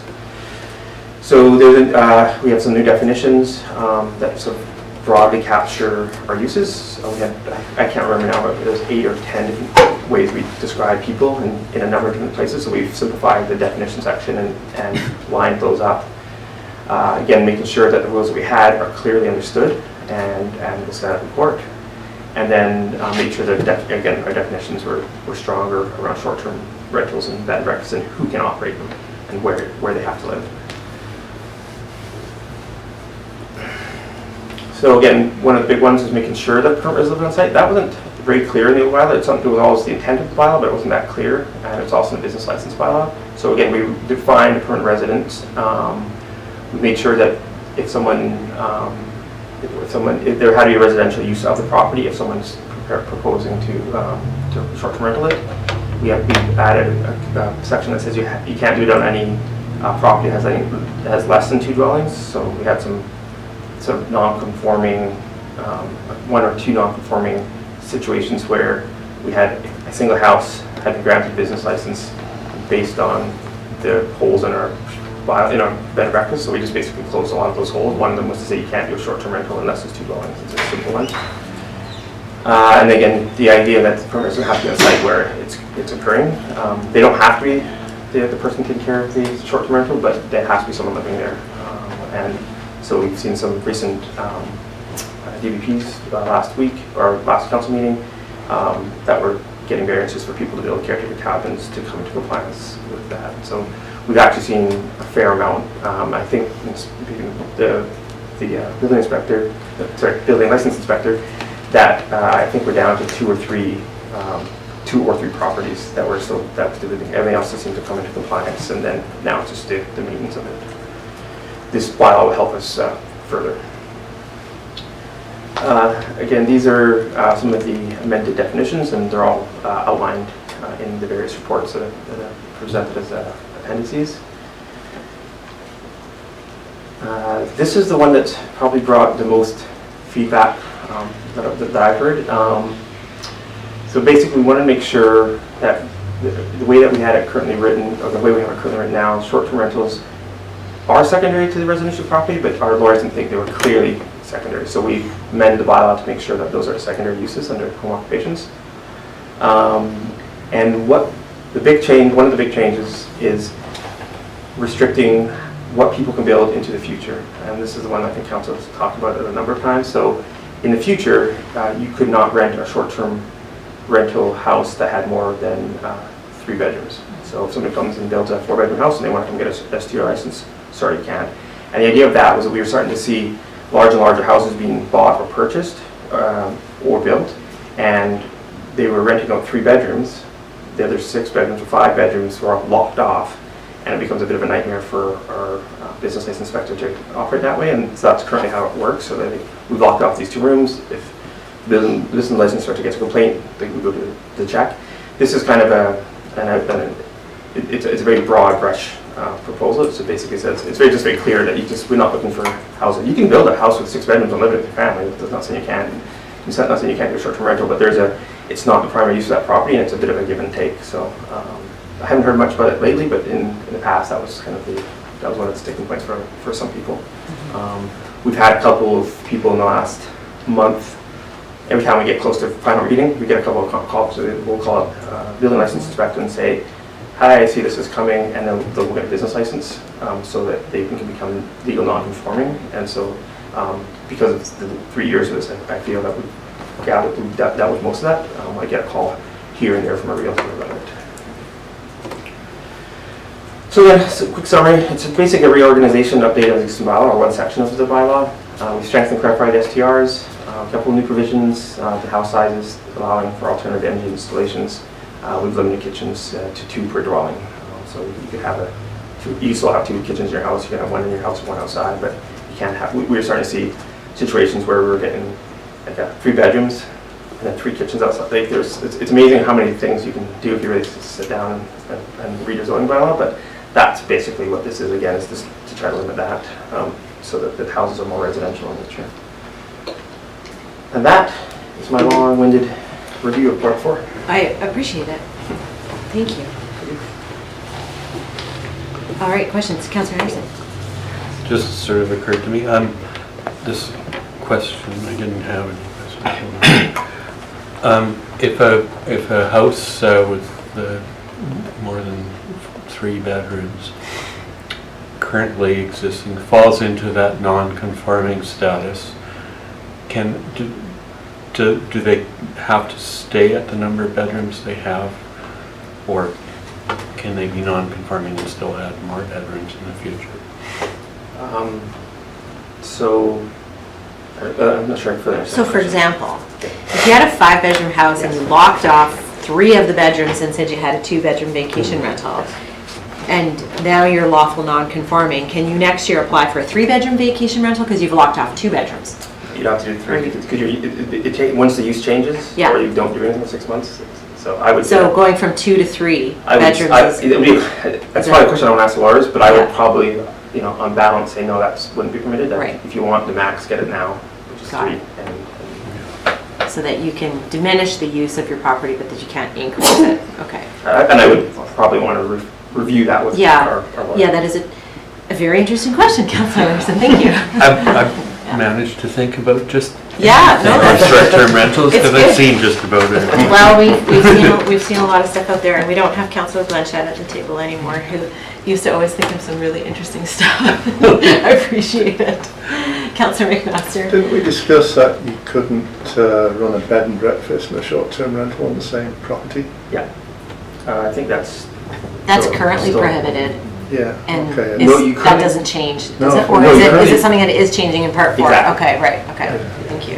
And we also limited the number of home occupations on Right, the property as well, to I think yeah. 3. So you could run like a short-term rental, a lawyer's office, and a Hairdresser. yoga studio or a Right. flower shop. Yeah, so long as you have enough parking. Councillor Sue? I just wanted to make a comment. 27 years ago, I was dealing with the minimum house size issue, and I'm so glad to see that it's being addressed now, because it will address a lot of affordability issues at this time. So I just wanted to thank you for that, to see that 27 years later action was taken. Yeah, Councillor Bart? Yeah, I'll take the opposite. I'm concerned about it, as I have been, consistently and persistently, because I don't think we know, what we're unleashing here potentially. And I don't know what the sort of research or background is around minimum house sizes. I mean, I can drive through a lot of communities and, they have little boxes, people used to build really small houses and still live in them, and that's all fair enough. But what is a, but they're on small city lots, and I get the tiny home thing, but it just feel that if we're going to approach this kind of access of creating a tiny home kind of neighborhood community and so forth, that it really ought to be something that we think of in terms of planning and where these can happen and all those kinds of things, and to just absolutely eliminate minimum house sizes raises some concerns for me, because we may get problems that we just had not anticipated at all. And before making a final decision on that, I just kind of like some more research, some more background as to what was the rationale for that, based on not only just public opinion, but also from a planning professional kind of point of view. Is there a kind of body of research on that would say what to expect? So that's one point, and I have a number of others, but I'll just leave it for that one. So in terms of the house sizes, in the end, the only real one we had before was the main house. We had to build a 750 square foot main house. That was the limit. Caretaker cottages have had no minimum, had never had a minimum. You could build a caretaker cottage as small as you want. As we saw at last meeting with DVP for setbacks, so a very small building, like 150 square feet or something like that. So this just, what we hear back from a lot from the planning department, as I said earlier, was feedback from the building community and from builders and from residents about what works and doesn't work for them. This is one that comes up all the time, and I've seen us force people to build things bigger than they could afford, bigger than they wanted to, and I'm just not so sure. There's no rationale in the bylaw for that. It's just at some point in planning history, people kept other people out by requiring them to do certain things. That's that red line. And it's like you keep your neighborhoods, nice by making people build bigger houses or allowing certain things. And so that's where that number, who knows where it comes from? That's currently built, the 750. But I don't know there's a planning rationale for not doing it. I think it's just and for me, it's for my personal, it's just common sense that we don't need to be in people's business that far. I think this gives people a little bit more freedom to do what they wish with their property. It also allows us, if we decide to go down a tertiary dwelling road, to be able to fit another extra residence on new properties, because there'll be a bit more space on the property. I'm sorry, that doesn't convince me, but because there was presumably a rationale as to why 750 became this sort of, but maybe there wasn't. But to go from 750 to nothing without kind of, because homes aren't built in isolation, they're built in neighborhoods. Yep. And yeah, I know that I personally can live in 500 square feet, like most comfortably and forever. So, but what does concern me is a kind of, a couple of things, like CMHC, will they support these houses? Can people even get mortgages on houses of certain sizes? I don't know, there's just not enough information from a creating housing stock perspective. So, Yeah, I have to say, I don't have anything to say to that. I'd like to hear from some other councillors, because I think there's some other perspectives. I also just want to add right now that you still have to meet the building code. And in order to build a home that meets the building code, we're not going to find 10 by 10 houses being built. And so I'll reserve the rest of my comments on this item until later, but there are some. Did you have others? Yeah, well, there's just one other thing, because you did have a minimum width size, so that would probably kind of affect this, would it not? I just want to be sure if there's They're related again, but it's us getting out of the business of designing people's houses for them. So if they want to make a narrower house for whatever reason, to make a smaller house, or perhaps we decide to go down a route of creating narrow lots to create more housing. So you'll see a lot of, let's say Vancouver, they have like 3 lots, and they'll split it, 2 lots, and they'll make it into 3, and so not having a width there. You can build a pretty nice house in a townhouse anyways, without, not very wide. Thank you. Councillor Chalmers? Well, I was actually just going to say what you said about it was in the report about the development permit needed, and I'm very supportive of the small houses. I think the affordability and the elitism of having to build big houses is archaic. Yeah, matters of perspective, and we're not going to get into a lot of back and forth. No, it's good. It's fine. I want to hear from others too, and I know that there's other issues in the Part 4 changes that I think others want to bring up. But anybody else on that? Okay. Did you have other questions from Part 4? Yeah, I did. I'll just say that to say 0 and 750 isn't to say that I'm supporting 750 as minimum, or that small houses aren't operative. I just leaving it as a blank slate to me is a concern. Heard. So, okay. A couple of other things. The rationale for the no accessory building till the principal house is built. Can you remind me why? This is the rationale for that? No secondary dwelling. No accessory building until the principal house is built. So this is largely, it is unchanged from the current bylaw, so it hasn't changed. It's always been that. And basically, what we've seen happen in the past is someone will come build a garage, and that garage quite quickly becomes a house. And so this is a kind of a situation where we're forcing them to build somewhere to live first, and then if they want a place to store their stuff or put a yoga studio, whatever they're going to do, they do that after the But if it meets if there's no minimum lot size, they can build anything, call it their principal. There are minimum lot sizes. No, minimum building sizes, so they can build anything. No, they can't. So they basically, with the building inspector and the BC building code and our building bylaw, an applicant will come in and say, I want to build an accessory building, which is a different thing than a house, and you won't get you won't get an occupancy for a garage. So you can't. Yeah. The other thing that you talk about is hot tubs and fenced, and I'm trying to understand the rationale for that. We've had a lot of bylaw complaints about hot tubs and fences and safety, and the BC building code actually requires fencing around pools and hot tubs, and so we brought it into here, and also try to calm some neighbor issues that we've had over ongoing neighbor issues that bylaw has to deal with, about people building hot tubs and where they build it, not close their neighbors can see and stuff. Okay, permanent residence, it's stated as 8 months. We had a lot of conversations about that. 8 months, is it? I don't think we settled on 8 months. I think we settled on, I don't think the time came out of it. The definition says, in respect of any dwelling or lot, means a person who normally resides in a dwelling on the lot, and for these purposes, a person cannot normally reside at more than one location in the district of Tofino. And we went away from putting any months on it, so we're not in the business of policing that. Yeah, I came across the 8 months somewhere, so I don't know. It might have been in the public feedback or council discussion. Yeah, okay. And again, staff accommodation 149 square feet. Is there some background or research as to how that? One of the questions we've had over the years in planning is to do with the development of staff accommodation. We didn't really have any strict standards. There was stuff in the bylaw, but it was kind of guessing here and there.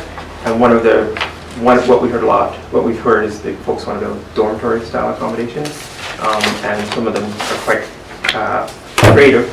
And so that you build like a bunk bed, but separated by a wall, and so you can squeeze in. So they just basically were looking for the ability to build smaller houses, bedrooms, and a lot of times that was to do so they could build bigger kitchens or common rooms for the staff. So that's the size. I think it's the same as it existed before. I have to double check.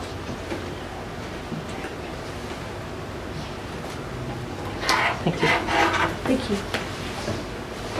Any other questions or comments? I have a question, but it might not be the right time, so if it is, I'm just curious about the tertiary suites where that's not part of this, but it's a potential.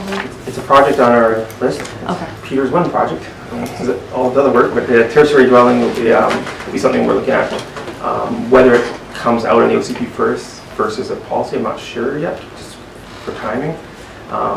As an update, one of the things that we're looking at is developing a development permit for it. I believe it's North Saanich, or one of the islands down in the CRD, or one of the municipalities in the CRD. Instead of using zoning, they allow it, but you have to get a development permit, and then you can have a bunch of conditions. And it's for the form and character of residential housing, which I think they're only one or two people that use that provision in the Local Government Act.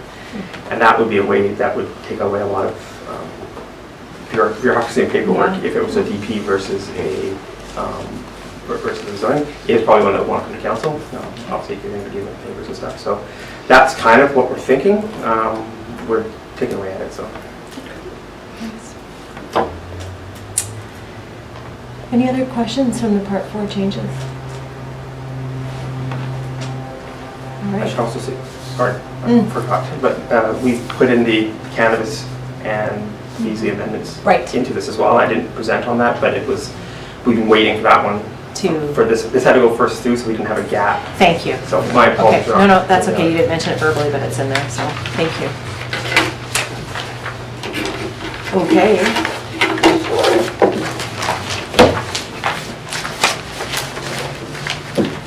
All right, well, notwithstanding, Councillor Bart's raised a concern about the minimum house size. I'm not sure she has enough support from the rest of us to actually pause on that one, and but we really appreciate that you brought it up, and I know that you brought it up in the past as well. And it certainly was something that I thought some more about as we went into today. But I think we're ready to do the motion, unless there's any other questions. All right, So I'll move that the District of Tofino zoning amendment bylaw number 2016 be adopted. Thank you. Is there a seconder? Thank you. There's a seconder. Any final question or comment? All right, all in favor? Any opposed? None opposed, motion carried. And the other one, 1258? Move that the District of Tofino zoning amendment bylaw number 1258, 2019 be adopted. Second. Thank you. Moved and seconded. Okay, all in favor? Thank you. None opposed? Motion carried. Thank you, everybody. Okay, so we have a couple more items here. Oh yeah, sure. Go grab Bob. Let me just ask, do you guys want to take a 10-minute break for some lunch or anything? I think we've got a little bit more to go, or do you want to, what's your druthers here? Pardon? We keep going? Okay. 1 minute break while we get Bob. Is that okay? Yeah, sure. Let's do it. Let's do it. I just need to. Okay. No problem. By unanimous consent, Jamie, we shall take a 3-minute recess that will probably be more than it's okay. It's all good.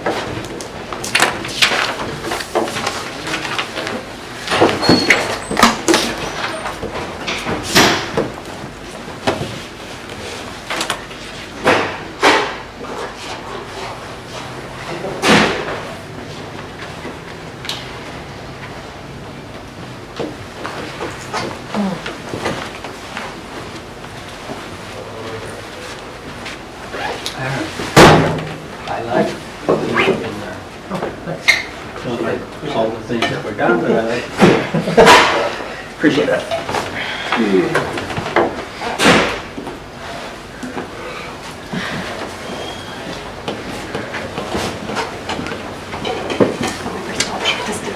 Oh, that's right. It's fall season. We're bound not to need lunch today because I brought my Awesome.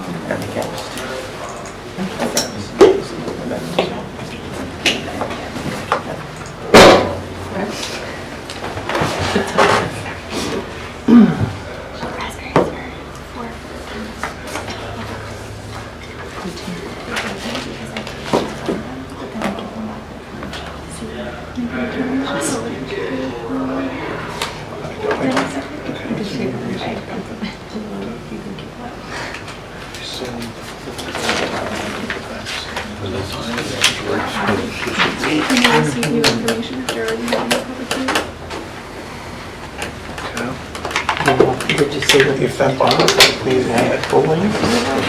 That the conservative version is slightly. Well, not council emails. I'm just calling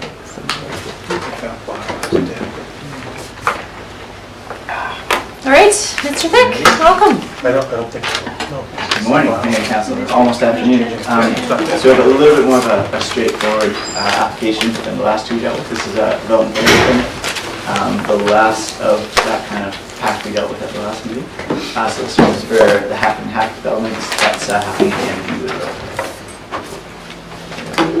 So we're just looking to vary the District of Tofino zone bylaw. The variance is actually to increase the maximum height of the multifamily building. So that particular zoning in the U-Wood area is a CD zone. There's some zoning for single-family residential as well as some duplex zoning. And then this one lot was zoned, I think it was probably 2006, 2007 when that zoning first went through to be a multifamily lot, and it's currently in the process of being developed. This variance, they'd like to increase the maximum height from 12.4 meters, or to 12.4 meters, pardon me, and allow for 3 stories. Right now the current zoning is for 11.4 meters, so they're increasing it by about 1 meter or approximately 3 feet. And they are allowed to have 2.5 stories, so they're going to look for that extra half story as well, along with the extra height. So just this was sort of associated, this is the exhibit A associated with the permit. You can kind of see in the red areas there. The part that actually is the 3 feet or of the 1 meter extension are just these kind of articulated parts of the roof line. The main kind of, I guess, rationale for this variance is that articulated roof line looks a little bit more interesting. There's also a bit of a kind of a crossfall across the lot, and so they're actually going to be constructing sort of a basement area underneath there, which is going to be storage for the units. And so they've cited it so that they can take advantage of that crossfall, but because they've cited it that way, they've kind of pushed the building up a little bit, and so by adding that basement and adding that storage for the units, that also has raised the height of the building a little bit more. So one option would be for them to remove those kind of articulated bits off the roof line. They would still need a variance to have the full 3rd story, but that would actually bring them in compliance with the height that they're permitted to have currently. So looking a little bit at the internal criteria, preserving the form and character of the street area neighborhood. This is a little bit out of character for the street area and neighborhood. However, it was kind of considered in the rezoning application, the original rezoning application. So this has been on the books for approximately 10 years now that this could potentially happen. The building footprint and siting are not going to be affected by the variance, so in terms of natural features and functioning of the lot, there's no major changes as a result of the variance. The building will be featured quite prominently on the lot, so in terms of solar exposure, they'll be quite exposed for that particular lot. The siting, they've actually moved it a little bit further away from the gas and go, so they're looking to buffer between the gas and go kind of area as well as this multifamily residential building. And then they've kind of pushed it forward towards the highway on the lot, so they're adding a little bit of buffer between the property, the development and the properties behind it. There is going to be parking behind the building as well. So they've kind of cited it to preserve as much as possible the privacy of the neighboring lots. Of course, this is going to be a great change for that particular area, as this is a significant development. So in terms of enhancing views, it will not compromise the views. Most of the views for the other sort of upland of the area and further into the U-Wood development are facing the street, are looking the other way. Of course, this is going to be a big change. It's quite a large building. However, this variance probably will not compromise what views will already be compromised by such a development.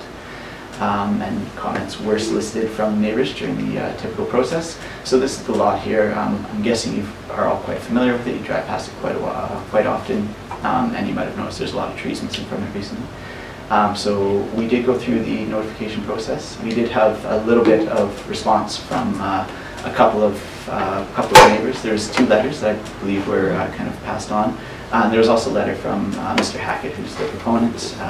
That was not included in the report, but he asked that it be passed on to you guys. That kind of lays out from his perspective what the development is. And then I also received a phone call. The phone call wasn't opposed to the height variance, but was actually more interested in the clearing of the lot. So I got in touch with my contact there. His name's Dexter, and he mentioned that they have stayed clear of all the covenants and statutory right-of-ways that were placed on the lot. And so my understanding is they've cleared well within their limits, and they're not intending to clear anything that obviously they're not supposed to clear. So that's the presentation. If you have any questions or comments. Thank you, Peter. Thank you. Any questions for Peter? Do you know what those covenants are? Yeah, so it's kind of similar. The intention was to create a buffer between the different sort of streets and lots. So I think from the rear lot line, it's about a 10-meter buffer where they can't remove vegetation. And then the front lot line is a statutory right-of-way for public access, sort of a walkway along that area there. And I believe there's a covenant on the gas and go side, which I guess is the north side of the property. That's, I think, 10 meters as well, where they can't remove vegetation. So does that mean, because we've talked about the green corridor, and, especially in residential where that buffer of trees is, I think that's mostly cleared now, so there's no intention of having a tree buffer between the highway corridor and the pathway? So I don't know exactly the precise details of their plan, but my understanding is that there's no covenant. There's a statutory right-of-way that's in place there, but there's no covenant that would require them to maintain any of the trees or the shrubbery that was there. I'm guessing they're going to want to do some landscaping and things like that, but I'm not sure. As far as the visual buffer goes, I haven't been informed of their landscaping plans or eventual landscaping plans. Okay, thanks. Councillor Vance? Would it be fair to say that by allowing this increase in height would increase the construction costs and therefore the eventual purchase price? That's a good question. I don't know. They may be able to simplify the construction by not having those articulations, and that may bring down the construction cost, which then would translate into the sale cost. I think one of the advantages to siting kind of this design, again, or this is what was explained to me by the proponent, was the addition of that basement area that was to be used for storage, and they kind of thought that that would be an attractive feature of the actual units that, because most people in Tofino typically have a lot of outdoor activities that they like to do, and so having some room to store some of that equipment would be very handy. So I think that was kind of the rationale behind siting it the way it was. But yeah, you're right. I would imagine that any more complicated features on the building would eventually cost more to assemble. Yeah, so I've always been in favour of allowing an increase in height if it allows affordable housing. And to me, this is making something more unaffordable for the general populace. Anyone else? Okay. I'm just wondering, Peter, could you show that picture again of the lot? Sure. Okay, so that's long before they... Yeah, so this is from our GIS and kind of LiDAR stuff, which was a couple of years ago. Okay. So on the matter of the DVP, I guess it's my turn. I'll move that council approve development variance permit number 07-19 to vary District of Tofino zoning bylaw number 770, 1997 for lot 24, District Lot 116, Clayoquot District Plan BIP 86793 as follows. A, vary Part 41C-2 of the District of Tofino zoning bylaw number 770, 1997 to increase the maximum height of a principal multifamily building from 11.4 meters to 12.4 meters and to allow for 3 stories as shown on Exhibit A to DVP 07-19. thank you. I'll second that. Thank you. Any final comment, question? Yeah, I'll just make a final comment. I mean, it is I believe in our OCP around the corridor fringe, this sort of green corridor, and I talk about it every chance I get, that, we need to, whether it's in our statutory right-of-ways or wherever, to safeguard that vegetation and create that kind of rural, maintain that sort of rural aspect to that entryway into town is my view. Unfortunately, that wasn't taken care of at the time of rezoning. I think that would have been the time to do it. Mm-hmm. Okay, on the matter of the motion, I'll call the question then. All in favor? Thank you. Any opposed? None. Motion carried. Thank you, Peter. Thank you. Okay, the next item is we are required to disclose in public any contract that a current council member has as per section 107 of the community charter. So the report is there, and Councillor Steer has a role in the recreation department. And does anybody have any questions about that? Okay. Then moving on, we have the committee of the whole meeting minutes first to receive from March 25th. Move receipt. Second. Thank you. Moved and seconded. Any questions, errors, omissions? All in favor? Thank you. Motion carried. And then we have the minutes from the meeting on April 1st to be received. Move receipt. Thank you. Moved and seconded. Any errors or omissions? All in favor? Thank you. None opposed. Motion carried. There was a recommendation that came out of the committee of the whole meeting that we can consider to endorse, and that was around scheduling, varying the meeting schedule. I also wanted to bring forward the fact that because we are going to open up this bylaw, this also gives us an opportunity for any other amendments we might want to consider or discuss with respect to the procedures. And so one of the things that Elise and I have been having some conversations around is just around delegations and public input at the beginning, and a few different options for how to handle that now that we've had just over 2 years, I think, of experience with this. So I wanted to add to this recommendation that we also ask our staff to bring forward options to amend public input and delegations.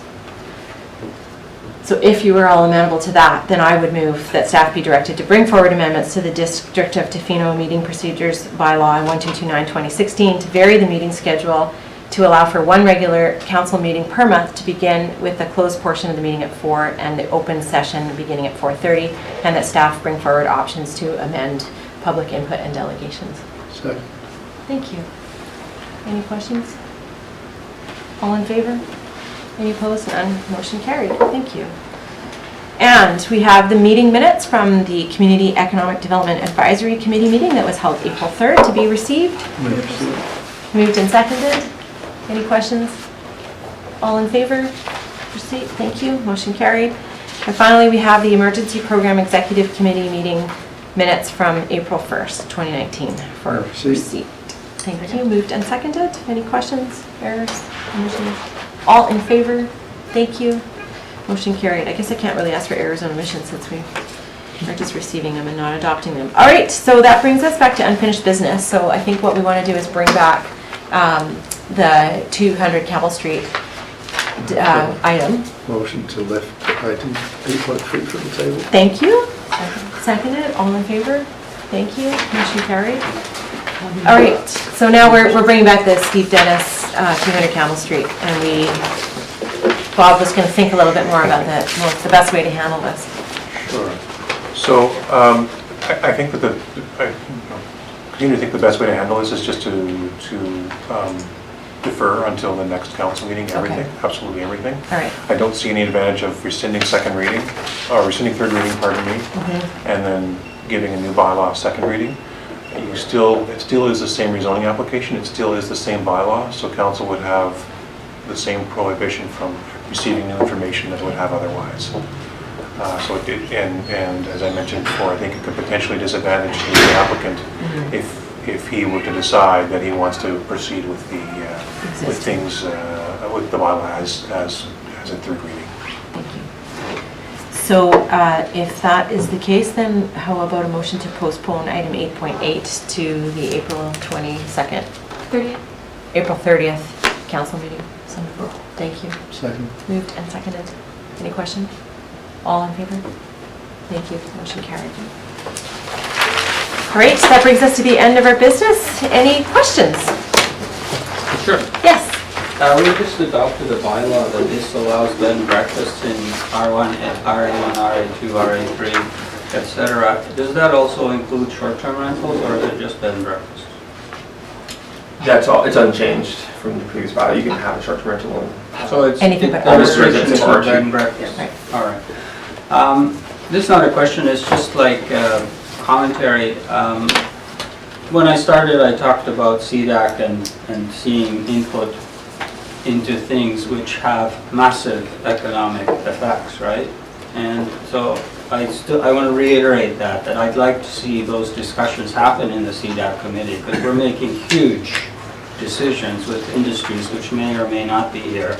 And it was disappointing for me to see that we're not talking about it. Like, you know, we're talking about 10% of the economy, or large thing as we make these choices of what we may or may not want to have happen. And I just wanted to underscore with that. And thank you for putting up with me. Thank you, Jarmo. You're welcome to take a look at the CDAC terms of reference, and also they have an action plan that has defined some of their conversations, so it isn't, they don't talk I have about read the everything. material, it's just I haven't seen discussions on the big issues, and I'll be specific. Chesterland Beach condos, huge effect economically to the community. To me, that's an economic discussion amongst the other aspects of the discussion. Thanks for the That's feedback. my point. Okay, thank you. All right. Understood. All right. I'll move that the meeting be closed. Hold on. I'm sorry, Andrew Daly, how could I possibly forget? I was sitting in the second row today. Yeah, that's why, I didn't see Too far you. away. I have two questions. The first one is Bert Demeria Park. Bert Demeria Park, we had a conversation a couple council meetings ago regarding a food project. Council seemed on board with the idea, wanted to make sure that the location was okay. We had that conversation today, and it sounds like it's turned into a bigger conversation regarding what can happen at that park. And my question there is, with the meeting scheduled now, and with that conversation including other things, is the food park still going to be prioritized? Where do we see that in terms of, and I know we don't like to hypothesize, but if that meeting comes out that we want the ball field, we want the soccer, we want all that stuff, what is the appetite for Tofino Council to pursue another location for a food garden if Bert Demeria gets out of the picture? I think we'd wait to have a discussion with the Tofino Community Food Initiative after a public meeting around the park and its future to see what other options exist. I'm not sure I could really answer the question beyond that. I guess, is there an appetite among Tofino Council to pursue that food garden initiative if Bert Demeria is taken up? I guess each councillor is going to have an opinion on that. We haven't given any staff direction around it. So we've given direction to get some feedback, and we did have a discussion, you're right, at the last meeting around the idea of it, and I would agree with you that in your perception that council's interested in that kind of project, and yeah, we'll see what happens. Crushed it, good. Yeah, crushed and then it, I don't know about my that. second question is MRDT. We had a phenomenal presentation from Nancy Cameron about Tourism Tofino, what they're up to. Councillor Barrett raised a lot of good points about what we can spend MRDT money on, including the shuttle. Nancy Cameron responded that they can't spend MRDT on shuttle. However, one of the things they can spend MRDT money on is housing. Has there been, and I've brought this up a couple times. You have. Has Tofino Council, is there an appetite amongst Tofino Council to push for a vote among Tofino's fixed roof accommodation providers to see if we could use general MRDT money for housing projects? So there has been no formal council direction to do that, but I think, looking at my colleagues here, that there is an appetite to have that discussion with Tourism Tofino and the fixed roof accommodation sector. Good. Great meeting, guys. Thank you so much. Thanks, Andrew Bailey. Now I shall move that the meeting be closed to the public pursuant to sections 91C, 2B of the Community Charter to discuss matters relating to employee relations and the consideration of information received and held in confidence relating to negotiations between the municipality and a provincial government or the federal government. Is there a seconder? Second. All in favor? Thank you. Motion carried. You maybe not second that before? No, that's never happened in my